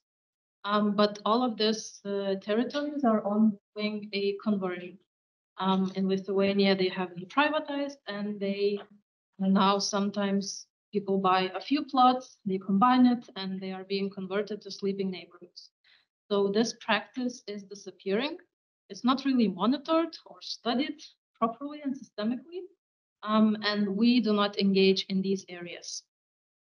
Another form of situationship is what we would call all from culture is connected. This person mushrooms are going to change the way. And these areas tend to be close to Soviet-built neighborhoods, the multi-story housing estates, where people, most of them moved from countrysides, and they decided that they still want to engage with food and grow themselves food. So they found land outside their houses and they started cultivating there. Currently, they're usually elderly, and these areas are very non-formal. They tend to be secretive, and only locals know where to find these areas. It is perceived that this activity is punishable. That's why they're very secretive and don't try to advertise themselves. And to our knowledge, this is also disappearing because of the ongoing developments and beautification projects. Of situationship is what we would call self-organized landscaping, which is also perceived as illegal public space occupation. And this is usually close to the buildings themselves. And I think people who walked in these neighborhoods, they know that the granny is taking care of the space in front of her windows because she wants to see flowers, trees, and create a beautiful space for herself. But this is kind of illegal. But we see it as a natural attempt to create a semi-public space, which in these neighborhoods doesn't really exist. Last one of the situationships is urban gardening initiatives. And Shalini Gardens is an initiative. We are not a formal community. And to my knowledge, only in Vilnius, in the capital, the municipality is making first attempts to encourage the creation of formal gardening community. They will, if you want to establish urban gardening community, you might sign a 5-year contract with the municipality, and you could try to garden in municipalities' predefined places. So we are this transition space and initiative where we work with everything that's illegal and try to provide the space and time and conversations of how these activities could become legal and systemic. So this is Shalini Gardens, and we are a transitional step towards formal communities. We hope through our mission to preserve traditional urban gardening practices in Lithuanian cities through the synergy of nature, humans, and heritage. And it's me and Evelina who put this whole thing into the gardens. But we haven't started all this gardening. And Evelina is actually a professional artist. She is a cultural producer, and she's practicing socially engaged art. And I have a background in architectural technology, sustainability science, and I design processes and spaces. And we both now unite under this concept of regenerative placemaking that we are bringing to Lithuania and Helsinki. So we started in 2018 when Evelina observed a conflict on a heritage site. And it's one of these areas because after the independence, the restored independence of Lithuania, many areas in Lithuanian cities don't have an address, they are undefined, they're not formally managed. And this was one of these areas. It's actually a heritage site, it's a fortress. So another layer of complexity that we have to deal. And she observed a conflict of how to use this space. There's people, you can see some greenhouses in the bottom picture where people have been gardening there for many, many years. And another community decided that they want to use space in a different way. So they put some signs that gardeners need to go out because this will be a different space now. So we witnessed that and we encouraged conversations of what the space should be, who is the community of the space, what is already happening here and what could be the future.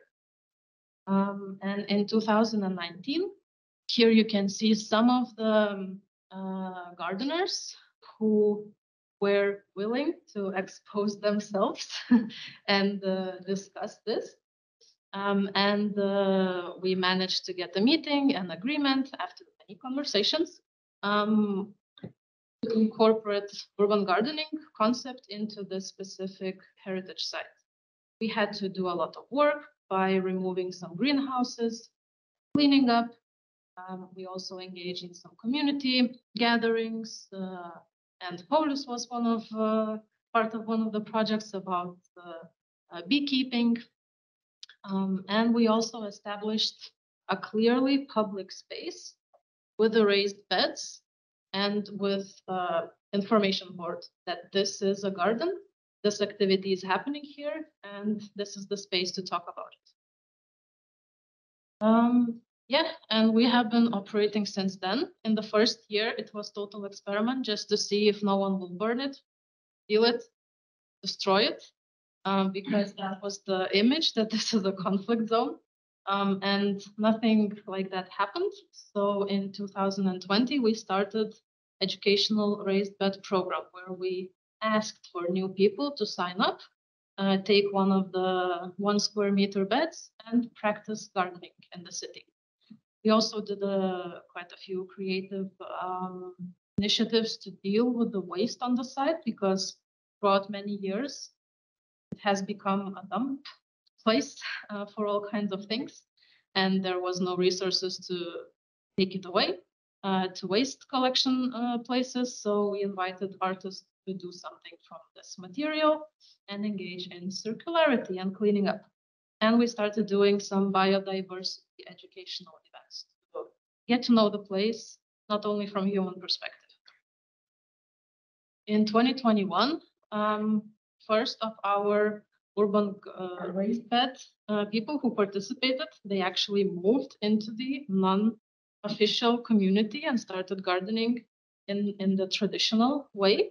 So that was actually our goal because all the gardeners are very old, and that was also kind of their concern that they're aware of their death and that if we will die, this practice will die and this place will die. So this educational program was created in their intention for this practice not to die in the city.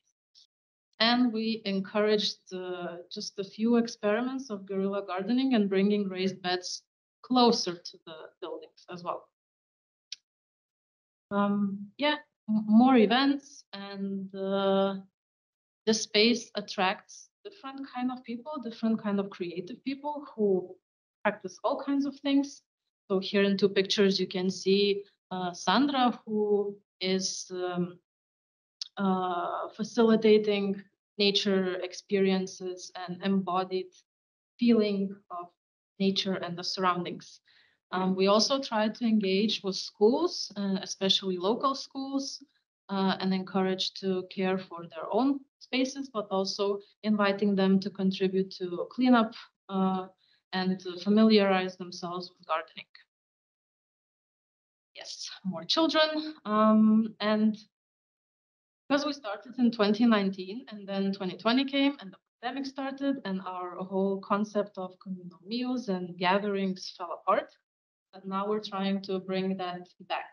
So we're starting with introducing communal cooking and eating and talking during our cleanup interventions. And this year we're reflecting on the 5 years and what has happened.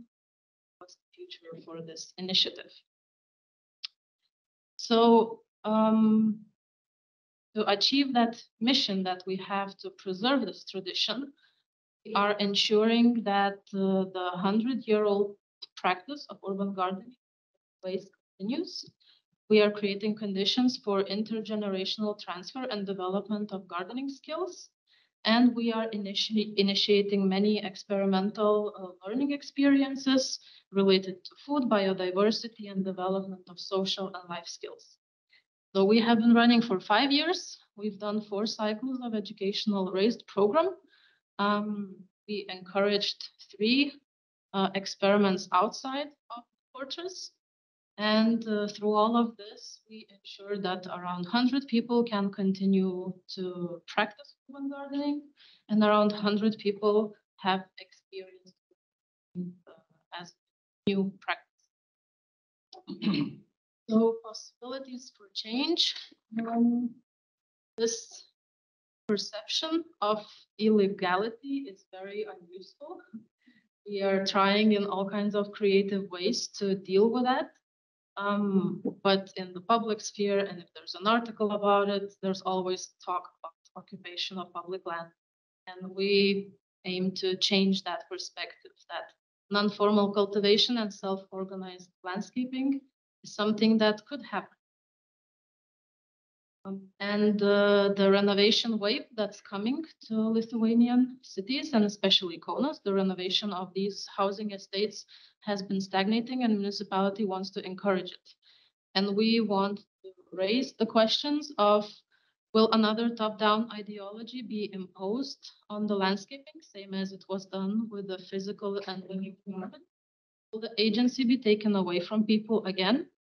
And will there be space left for experimentation and co-creation?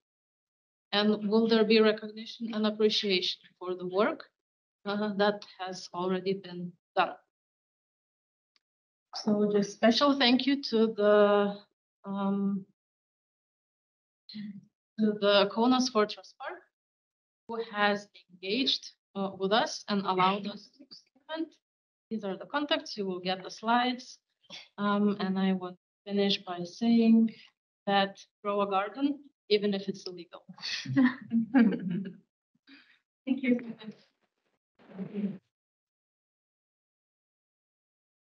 Questions? So there was one online.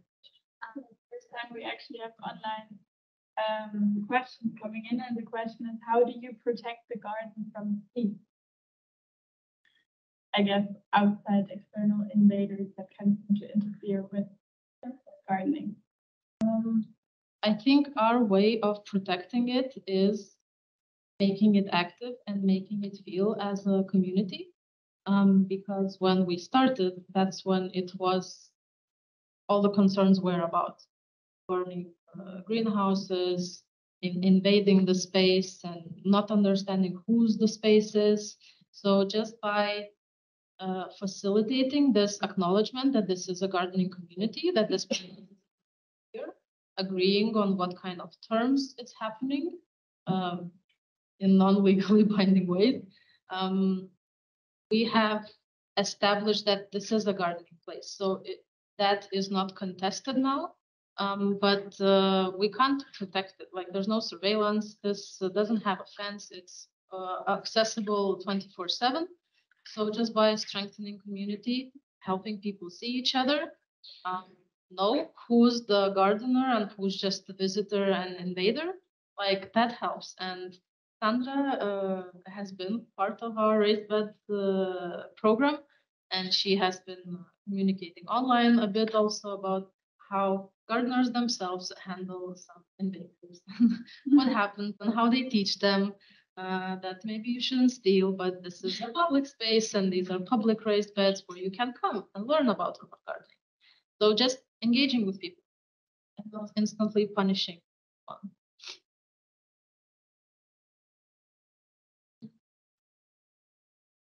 So you mentioned the presentations that approximately 100 people like are new farmers, not for urban agriculture things. So it's in your case area, or you mean exactly in Kaunas city at all? No, I'm talking only about this specific place. So it's around, we count that it's 100 because it's also very, you would need a scientific research to define exactly how many people garden there. But from the people that know, because most of them are seniors, usually their family members come, they bring their grandchildren. So when people register to our gardening initiative, first year we didn't ask with how many people they will garden. But when they registered, we saw this whole family coming. It's not just one person. So the next year we decided to ask with how many people they plan to garden. So that's why it's kind of extended experience. One person maybe is very active and initiates that their family or friend group practices in this, but then the ripple effects are bigger. So the traditional gardeners is around 100, and that's because it's families help that they receive. And in our raised beds, we actually monitored that and asked people with how many people they are gardening in this 1 square meter. And that's for a period of 4 years, 4 cycles. On average, 25 people a year engage in that small space. So it's this one. Just exactly raised bed.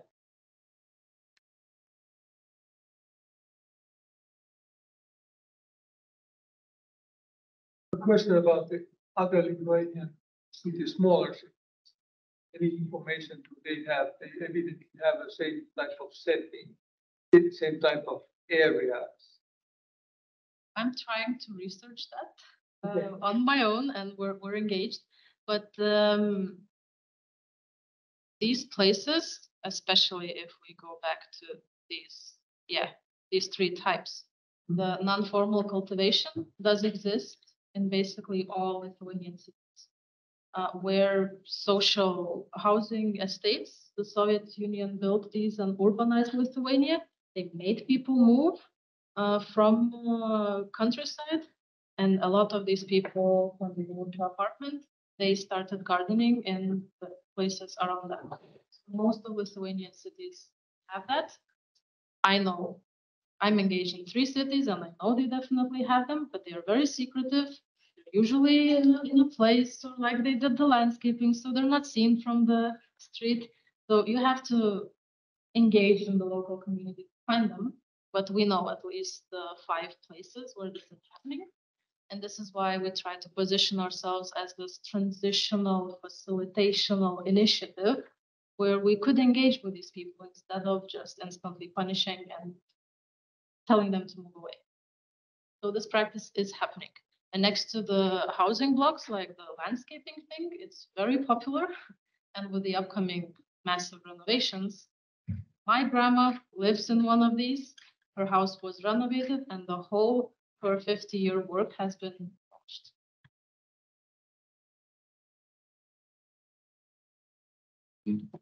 So first of all, thank you very much for that beautiful initiative. I walked the dog. Yeah, I live like 500 meters from that place, so it's amazing, beautiful. But so 2 things that I wanted to ask, and one is the financing, and the financing for you guys. It's quite, as I understand now, it's all from voluntary initiative. So we all know that from voluntary initiative, it's we are limited to amount of energy that we have and amount of motivation and energy our community has. But have you, as I understand, it's quite a lot of produce that you have in those gardens. I saw those gardens myself every day. It's huge gardens. So I guess there's a lot of produce. Have you considered as a community to maybe to sell that produce or use that produce, or is that all produce consumed by the community themselves? Knowledge, this is the non-formal, non-market economy, the local economy, which maybe doesn't rely on exchange of money. It's the families that share things. And this is why I raised in the beginning of the question, where's the line between gardening and agriculture? Because I feel like agriculture is connected to economy and gardening is more that individual side. And I think we need both in the cities in order for people to buy better products in the shops. They need the relationship with food. So we kind of cover that, the personal relationship building with food.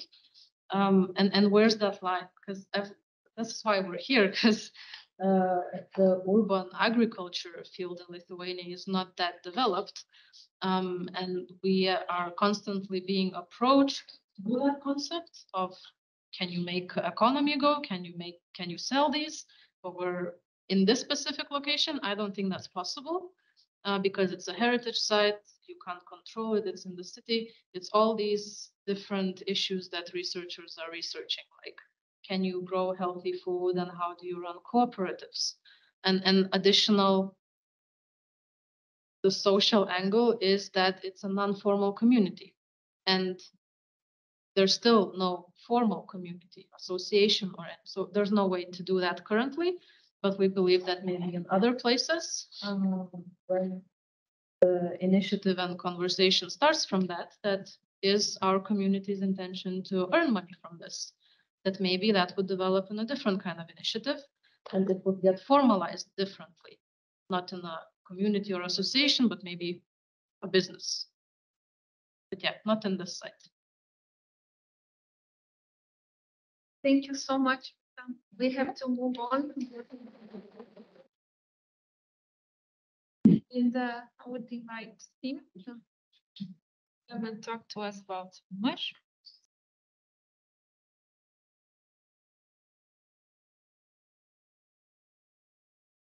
Hello. Today I'm going to tell you how mushrooms are going to change the world. So my name is Nordic and Mushroom Innovations. I've been growing mushrooms for the last 10 years. So United Nations on 2022 said that fungi are the next big thing next to the flora and fauna. So we are seeing that perspective there.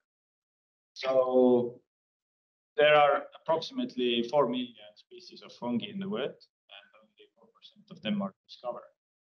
So does anybody know which fungi or mushroom has saved more than 100 million lives in the world? It's mushroom penicillium, producing penicillium, which is the antibiotics.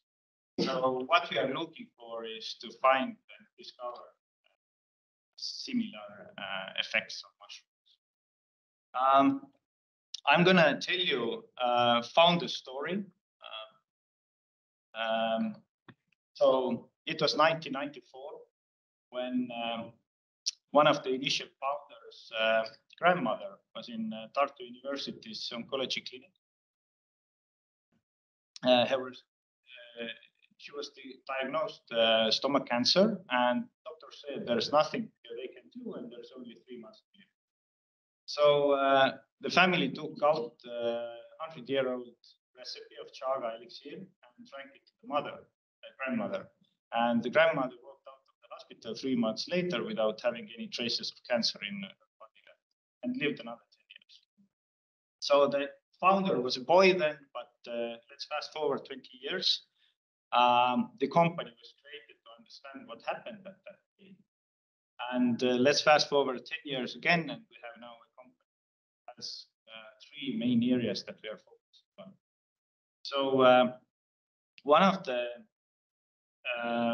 focuses is the wellness side, which is basically we are focusing on medicinal mushrooms based on all scientific literature, and we are tracking down what kind of medicinal mushrooms have been used in scientific researches in constant pace of growth. So basically, these mushrooms have steady proven effects on human health.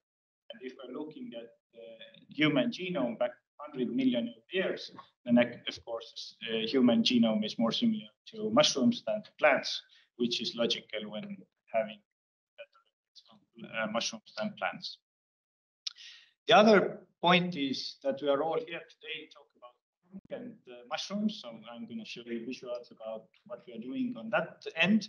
And we are calling it as a food security aspect. So although we cannot talk in regards proteins to the mushrooms, but we can talk about the effects of on human body. And our goal is in that focus to extend healthy life. The third area, which is growing quite rapidly, is our innovation side, and we're looking at different technologies that we can use with and for the environment in a really large scale. So I'm going to go through them all really good pace. So from end products, just the wellness side, we have like product areas, but the main focuses that we have found is immunity through chaga mushrooms, focus through lion's mushroom, sleep through reishi, and gut health through shiitake. So these are main 4 mushrooms that we are researching and basing our products on. All of them have a really high research growing rate, PubMed and Web of Science, and the effects are really, really promising. When we're talking about urban farming, then actually the company's story also began from container farming. So we have these containers inside Tallinn city, and we are growing there shiitake, which is actually then distributed to the local retail and HoReCa sectors. Although it's not like a local community because we are coming from private sector, it is really nice to grow food inside the city. Why is it good is that we have there some statistics that actually for growing a kilo of mushrooms, you just need 20 liters of water compared to some wheat or beef. It's huge, huge difference. We are also, so we have these ongoing routes with this local distribution. So we are also looking at this farm to fork strategy, which would bring us closer to people themselves. So our longer goal is to have these growing facilities in Berlin, in London, in Milan. And there's like small restaurants next. So you can visually see how mushrooms are growing through glass, and it will popularize the mushrooms themselves. And when you can eat and taste them, there was mentioned taste today several times, and I think this is one of the biggest aspects as well for like a short term. The taste is good. We are growing different types of mushrooms. If we're talking about mushrooms, then some of them are like for eating gourmet mushrooms, and some of them have medicinal properties. So, for example, on this picture on the left down corner, there's a lion's, which is good for human health and also really good for tasting. The other mushrooms are good to grow, nice to eat, but they don't have so much medicinal properties on that sense. We also finished in this August a 5,000 square medicinal mushroom factory in South Estonia, which is producing mostly lion's mane mushrooms. Indoor farming is quite energy consuming. So you need to have really valued on product for it to sustain. So that's why Asians grow in greenhouses in a really huge scale. Also, they have indoor growing farms, but this is totally another story. In our Arctic climate, I think we can grow indoors, but there has to be really good system behind that to be sustainable. Because I think in Estonia we have had more than 20 different facilities that have been closed up. They didn't just find one and to compete in the market with mushrooms. Also, we have these vertical farms of leafy greens, and many of them are struggling, even though they're really, really close to end customers. So it is a point where a balance needs to be found. And sometimes because mushrooms generate CO2 and plants absorb CO2, it's quite good side to side. Still, we are looking at that the marketing perspective in science, in food, in taste is one of the biggest aspects. So even if you do something really, really well and the science is good behind that, if you don't market it well, nobody cares. Or even if they care, they don't just use it. So we are doing like 50% goes to marketing and 50% goes to advertising. Because even if you do something small really well, you need to show it and you need to shout it out for people to understand that. And it's one of the biggest things. There are some facility pictures here again. So if we're coming to innovation, so what we're doing is that we're working on 15 different innovation projects related to fungi. And we are doing cooperation with 5 universities, also with SLU from Netherlands, Belgium, Singapore, Estonia. And we are trying to have a positive impact through myco-technology and food production over our climate, so people can understand what the mushrooms can do.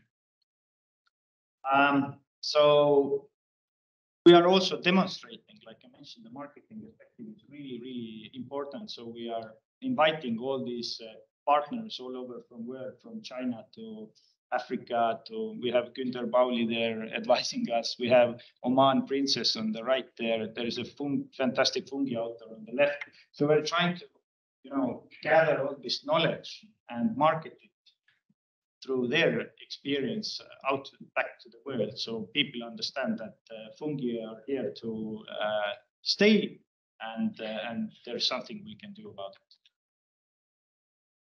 it. If we're moving on to the innovation projects, then we have 15 projects, like I mentioned. 3 of them are in the really good stage. We are on outdoor tests in a large scale. Some of them are still in laboratory, worked out, but we are giving a totally new perspective to the forestry, for example. So, forest owners will have less pressure for cutting down trees. And some scientists speculate that in next upcoming 20 years, actually forest value will be more from side revenues like mushrooms, berries, and juices rather than from wood. So we have like 3 types of mechanisms that we provide for forest owners. Is that we can have plantations of chaga on living forests. So basically, the chaga is growing out of living trees, and the trees will not die faster. So we have now growing these on 500 hectares in Estonia and in the United States, and we expect it to increase to 10,000 hectares in next 7 years.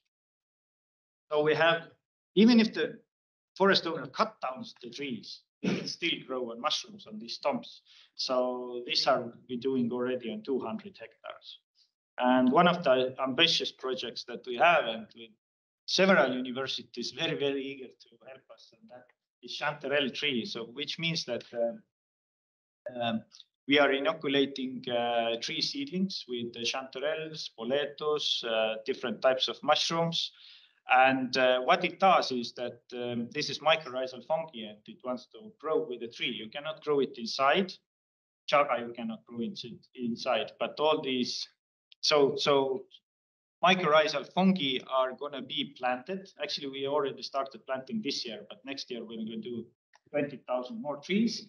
And then we expect Estonia, of course, will be the largest chanterelle exporter in the world. But actually, the good thing about it is that we can grow these chanterelles or any other mycorrhizal fungi all over the world. So it can be applied to millions of hectares in the world after you cut down trees and plant new ones, or you do a foresting. So when you're planting new trees where there wasn't before. What also mycorrhizal fungi mixtures that we have ongoing do is that we know, and this is a fact, that when there is enough fungi in cooperation with plant roots, it actually makes them, helps them to absorb nutrients from the soil and minerals. And what it also does is that when it's drought or flooding, they're more resistant to any difference.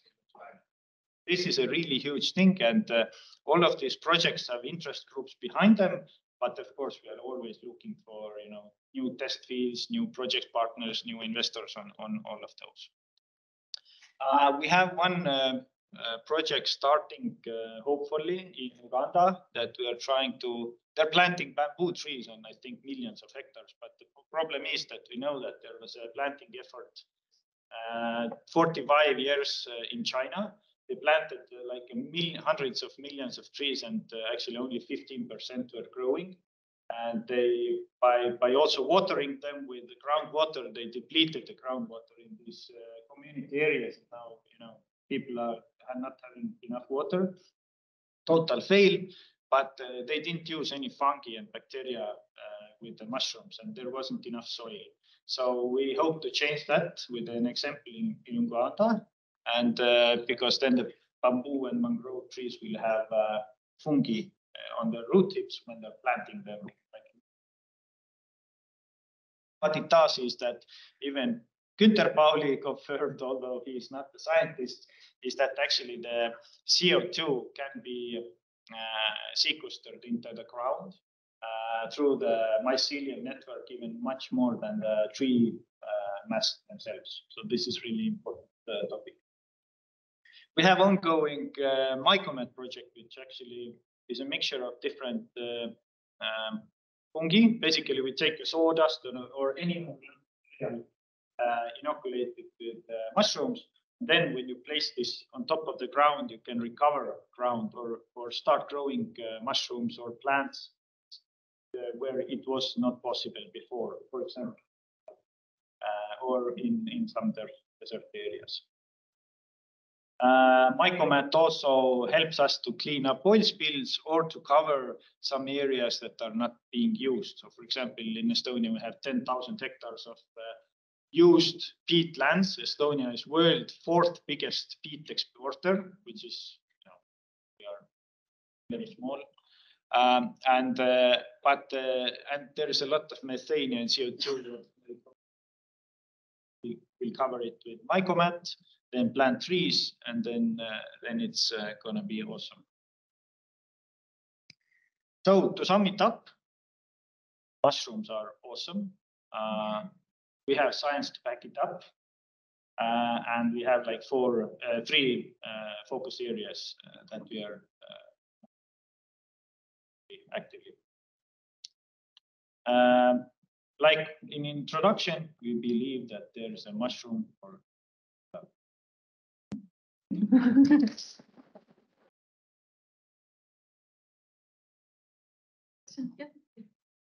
Yes. The question for the first is about the chaga forest. Does the chaga mushrooms some kind of damage the timber if they want to sell the timber after? Good question. So what we can tell is that the timber's inner color is changing, like you see in the middle picture. But it's not like root rot that makes the tree soft in the center. So you can use this wood for burning or for lower value activities, or it can just remain in the forest. It is not infectious, so it will not distribute on its own. So all these estimates have been done, and also even the United States main department was really satisfied with our answers that this is one of the key issues. What happens to the tree, and is it like does it like go further where you don't want it to go? But it's all covered, so it works. It's really good. Is there a difference between like using the older trees or younger trees? Yes. So chaga is not a fruiting body. It's like a chunk of different. It's like immunity response of the tree, and the weaker the immunity, the better the outcome. So actually, we are not advising to plant it in wood forest where they take out paper or something, because wood will be the resource. The question is that how we protect the environment and not cut down in too much trees. So yeah, yes, yeah. One more question, about the challenges. What was the main challenges in the 10 years you have done stuff? Yeah, I think I thought closing down the growing facility at least 20 times.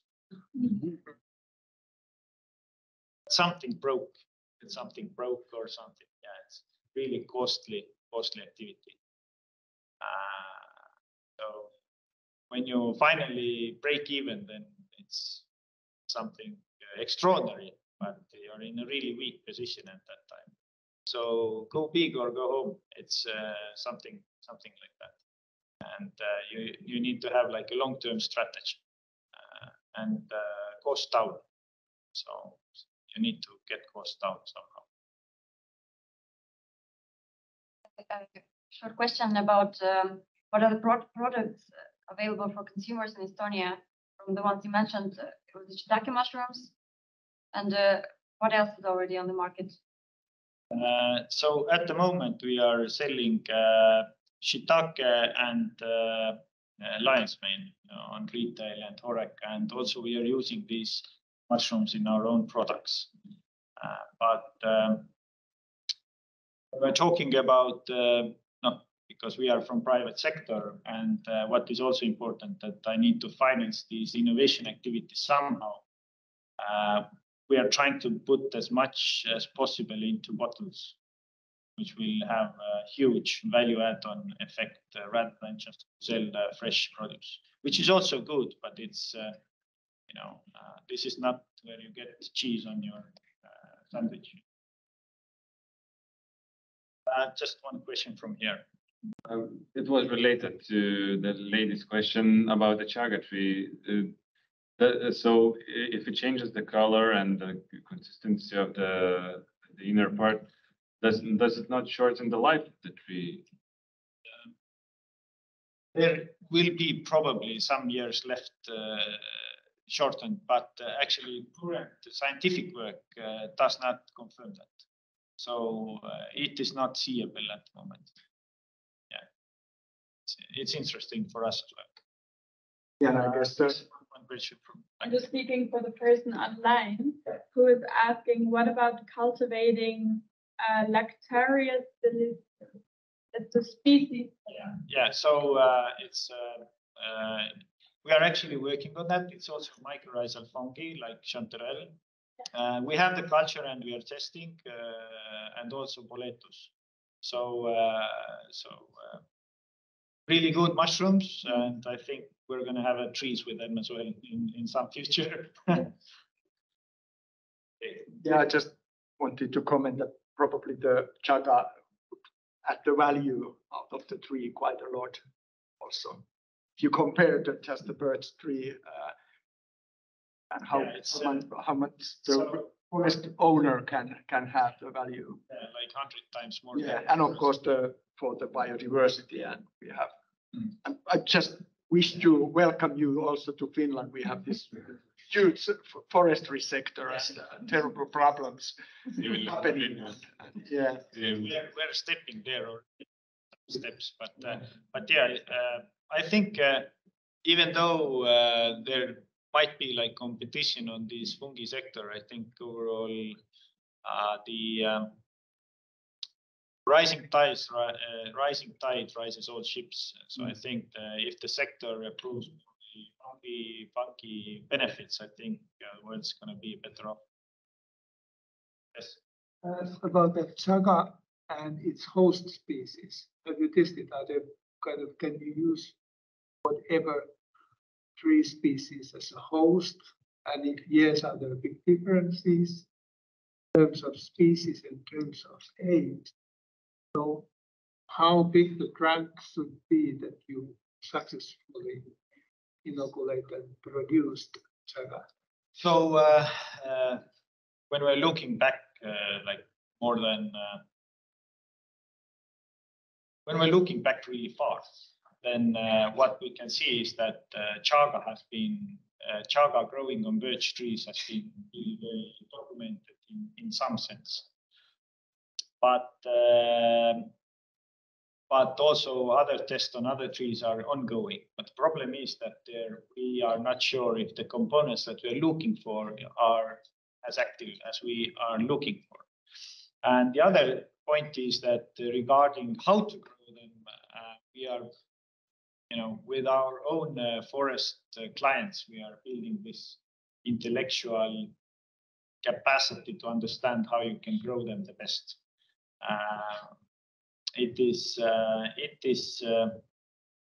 Everybody can grow mushrooms, and we have had many small growers also at our doorstep and asking, hey, I can grow it at home. But the problem is when you start scaling it up, it gets difficult. You start to go into excellent numbers, and not all figures out. So you have to be really smart about it. Talk to many farmers, and then you will get this competence and start succeeding. But I welcome everybody in this area.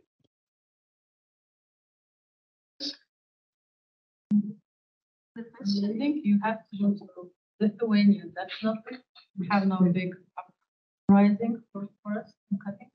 I think there needs to be the timber plantation. But all of these mushrooms, I guess, are not native to the Baltic region, or are they? So when we're talking about indoor growing, then we are sourcing these mushrooms all over the world. But when we're talking about growing any mushrooms outdoors, we have to have native species, because otherwise this model don't work. So we are consulting all the time with different university microbiologists and etc. Understand the risks if you get some foreign species loose, but in all regions we localize the local species. For example, in the United States there grows Maine's chaga, and in Finland probably there goes Finnish chaga. In Estonia we have Estonian chaga. Although if you genetically sequence them, they're almost the same. But still, for us, yeah, it's. And what about local identity? Lithuanians love picking mushrooms, and I wonder if there's a medical mushroom in Lithuania that's medical and local and covers that kind of. Well, medical goes all long way, but lion's mane, for example, is also in the nature. Chaga is in the nature. Turkey tail is in the nature. So there are many of those. Psychedelics are in the nature, although we are not acting on them. So the point is that a lot of mushrooms in the forest. Benefits are still yet to be discovered. And, more people need to learn about. Yeah. We have these groups coming to our facility. They try to educate and keep this perspective out more. Maybe we should organize a tour with those who currently lobby all forest cutting in Lithuania. I probably see some also outdoor examples. Thank you so much, but Yes. we want more, don't we?